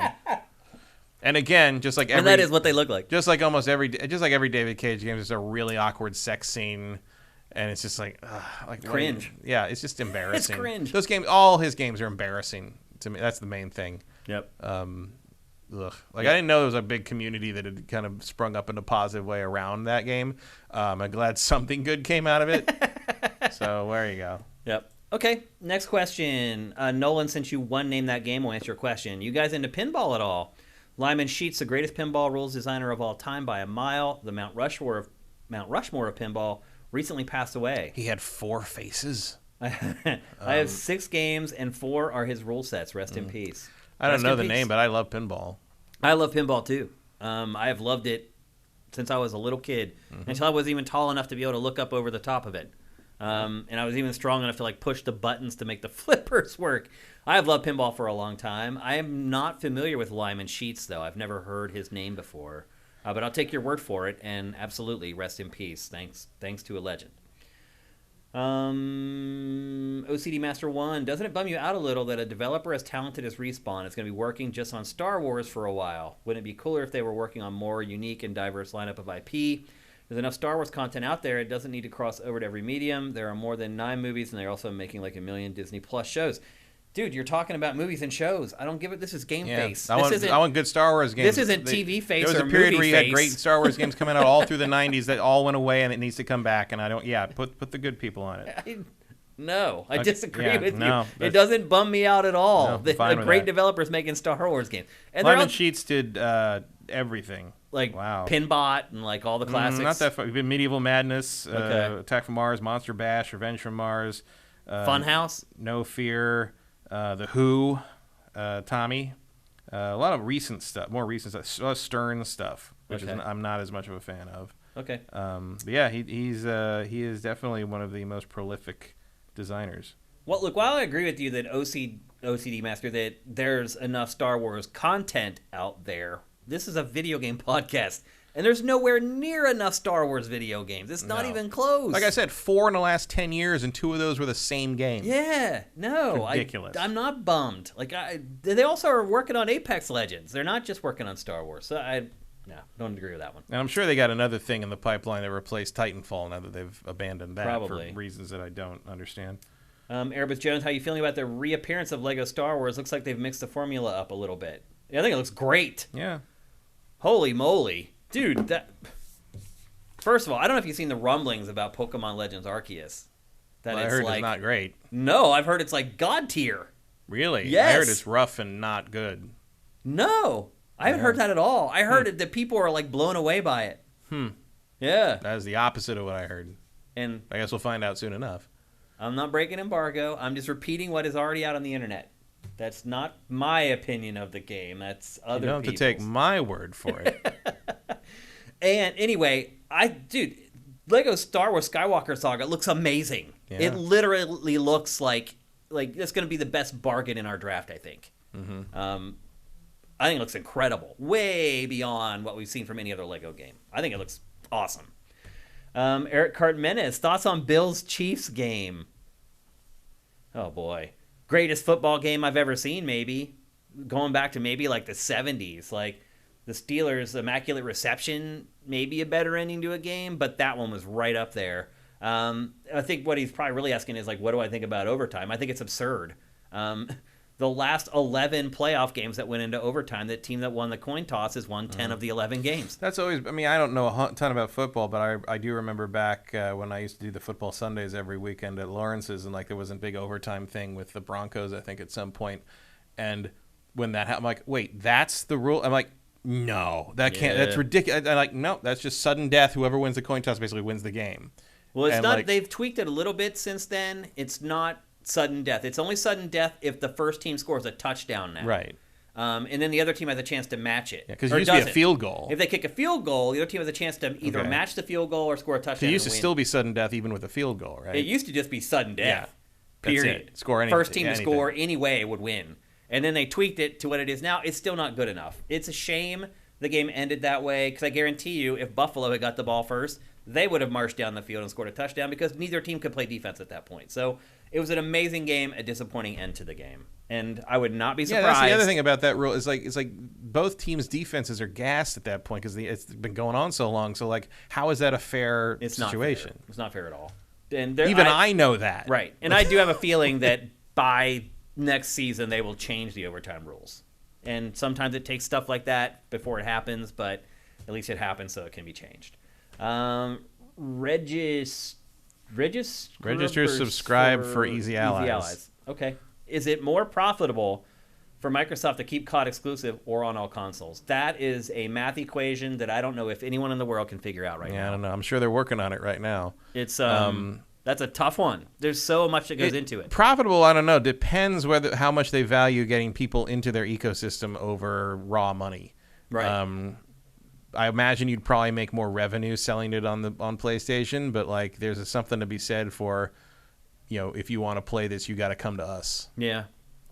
It's because it doesn't. I think it's very hard for people to break out of the who's selling more consoles, they're the winner. Because we've been doing that for the last 20-some years. It's always been an easy way to figure out who's winning, is who's selling the most consoles. It doesn't matter anymore. Yeah. And because if Microsoft could figure out a way to make a deal with PlayStation to put Game Pass on PlayStation, they would do that. Oh, absolutely. They don't care. They don't care. They'll put it on... Game Pass is going to be on your refrigerator in like 5 years. I'm not exaggerating. Yeah. That's what it's all about now. So it's hard to measure like who's the winner, who's the loser, who's making more money, who's making less money, because all that information is now hidden from us. NPD doesn't have that information. Yeah. And NPD is becoming increasingly irrelevant by the day, even though we just did a whole segment based on. Although I did like somebody pointed out, $70 billion for Activision, and so, I can't remember. It was Dan Amrich. I can't remember. It was somebody that's been in the press game forever, and back in the day. And he's like, I remember in 1992 when I started writing these things, the value of the whole industry was $6 billion. That wasn't that long ago. It was only worth $6 billion. No, that's only 15, 20 years ago. Yeah, although it's almost 30 years now. So crazy. Yeah. Well, what was is the same distance from today to 1970 as it was from 1970 to 1918? I know, dude. It's bizarre. Okay, let's get to a couple more questions before we go here. 10 years ago was 1990 to me, always. Like this, just always. Every time I say 10 years ago, I mean 1990, just so you know that.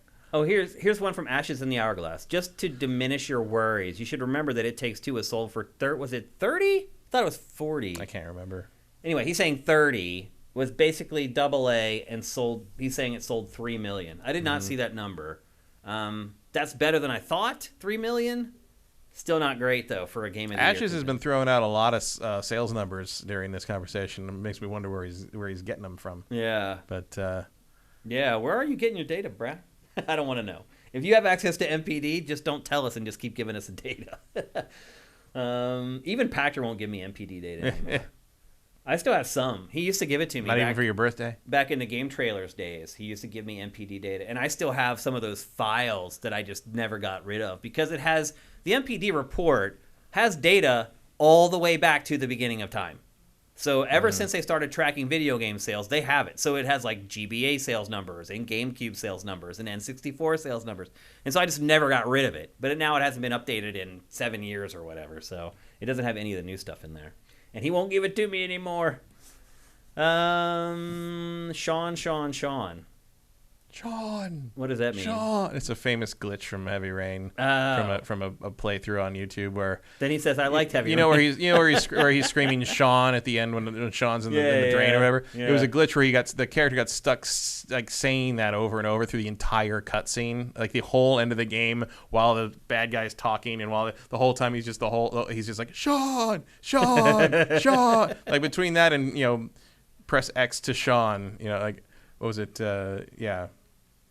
Because that was the thing. I can't remember what that was. There was a press X to do something joke that Adam and I used to make all the time. Is the press X to show your condolences or whatever? That's Call of Duty. That's press F. Press F to show condolences or something like that. To pay condolences, to pay respects. Press F to pay respects. Yeah. Now there was a thing like press it because you're running around the mall at the beginning screaming for him. And it was like. Did it glitch? No, it was because it was press X to something. It was another name. It wasn't Sean. It was the first kid's name that gets abducted. I thought that was his son's Sean name. Is the one that gets abducted at the end of the game. I thought Sean was his son's name. Yeah. There's another one that they lose at the beginning of the game. Press X to Jason. That was what. Press X to Jason. That was the joke. Okay. Minority Games. Do you think that with Bobby Kotick continuing to accrue riches, what does it say for the present state of the industry? It's not the gaming industry. It's just capitalism. I went through this actually on Ask Shane Anything, which was published today for our patrons. I talk about capitalism because I think a lot of people are getting angry over these deals. And they're trying to make it personal or make it related to game. It's not. It's just capitalism. It's the way it works. He's the CEO of a huge company that was just acquired. It's in his contract that if it's sold, he gets paid X amount of money. That's all it is. It doesn't say anything about the games industry. Yeah, it's nothing to do with the game industry. It's it's everything's capitalism. like that. That's what it is. Like, love it or hate it, that's what it is. Happens all the time. Doesn't make it right, but it's just corporate culture. It's not game culture. Yeah. Noxiatornitis, did you see that Schreier reported Call of Duty comes to PlayStation for the next few years? I did not see that. That was earlier. Like somebody else said that when we were like right after we finished talking about it. Oh, really? So that just came out today at some point. Next 3 years, Call of Duty will be on PlayStation, which is probably where the contracts end. Probably. I think few. I think more like couple. But we'll see. Pretty sure Sitzer reported on it. Oh, it maybe, but I left when after Vincent probably curated it after I left for the show. Favorite pie flavor, Matt? Key lime. I love key lime pie as well, but I think the banana cream is my favorite. Ugh, no. You say that, but there's a restaurant. More for you. Have you ever had the banana cream pie at Apple Pan? No, but I don't. I think it would change your opinion of it. It would not. What do you not like, the bananas? Yeah. It's very thin I also don't layer. like cream very much. Really? Okay. I like banana cream, but I'll eat any kind of pie. I'm not picky.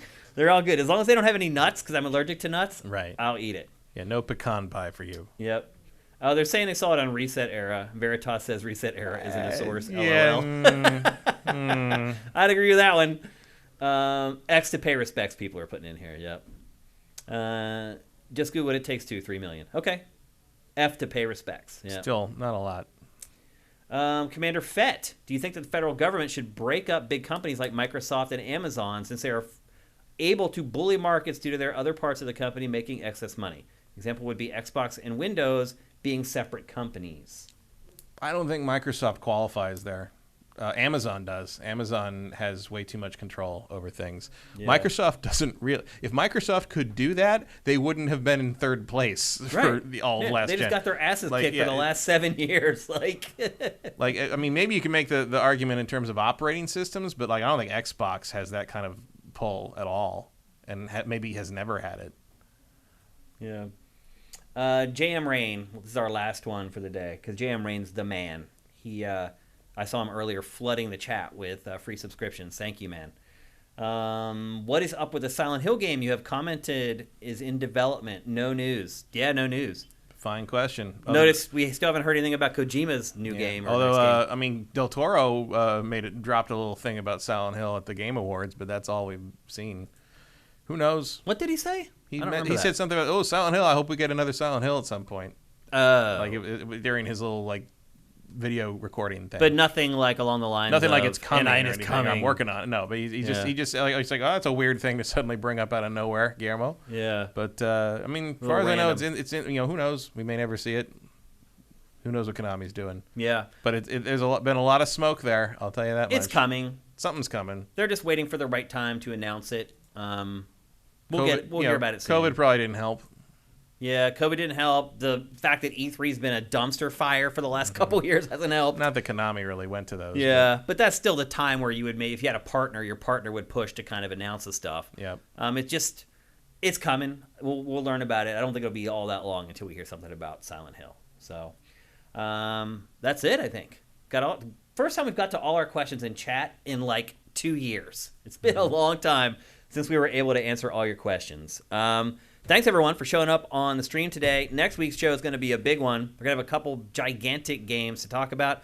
Hopefully, Pokemon Legends Arceus, whatever you want to call it, is as good as the rumblings I've been seeing. You'll have to wait until tomorrow to find out. That's when the embargo breaks for all the reviews for that. And we'll be here on Tuesday to talk about it as well. If you're watching the show on YouTube or you're listening to the show out on any of the podcast services, and it is on all of them. Also, if you're a YouTube viewer who would prefer to listen to it, maybe when you're driving to work or during your commute or whatever, GameFace is on all the major podcast services. Google Podcasts, Apple Podcasts, Spotify, iHeartRadio, Stitcher, we're everywhere. So if you want a more mobile version of GameFace, just search for it on your favorite podcast app, and we are there. If you want to see the show keep going, and we're about to get kicked out of this studio, by the way. We only have a few episodes left here before we're going to be homeless again. If you want to support the show to make sure it keeps going, head to patreon.com/sifted. That's SIFTD without the E. You can pledge as much or as little as you want there. Even $1 a month makes a difference for us. We appreciate every single patron. Literally every single patron. You do not get swallowed up on our Patreon like you will on a lot of other Patreons for gaming. So you can do that. If you can't afford to help us, totally get it. I've been broke throughout my life. I may be broke again. Who knows how life goes. You can still actually help us financially without spending $1 if you're an Amazon Prime subscriber. You can subscribe with Twitch Prime, and if you're on YouTube, the instructions for that are down below. And you can give us a free $2.50 every month. Once you connect your accounts, you never have to do that again. You just have to go back every month and re-up the subscription at twitch.tv/siftedgames. I know that's annoying, and it really sucks, but we'd really appreciate it. It does give us a free $2.50 just for you clicking a couple links, so that would be awesome. Anything else? I don't think so. Slow week, but we still had a show. So slow, we're done before 4. Which is very rare. It's going to be nice, though, to actually get done at a decent time. It won't take forever to get the show to render tonight. And plus, I still have to do, tonight, another episode of our brand new podcast. I'm going to record 2 podcasts in one day today, which is exciting. Hopefully, I can find some stuff to talk about in Good Morning Gaming that we haven't covered here. That's always kind of the rub, but I'll figure it out, and I'll make it happen. Thanks to everyone who supported Good Morning Gaming so far. Again, in your podcast feeds every morning as you get ready for work or you commute or you do whatever you do in your morning, we'll be there for you guys. So on behalf of Matt, who you can find on Twitter at @mkyle, I'm Shane. You can find me on Twitter at Dinfire. You can find Sifted on Twitter at SiftedGames. We'll see you next Tuesday. GameFace is up and out.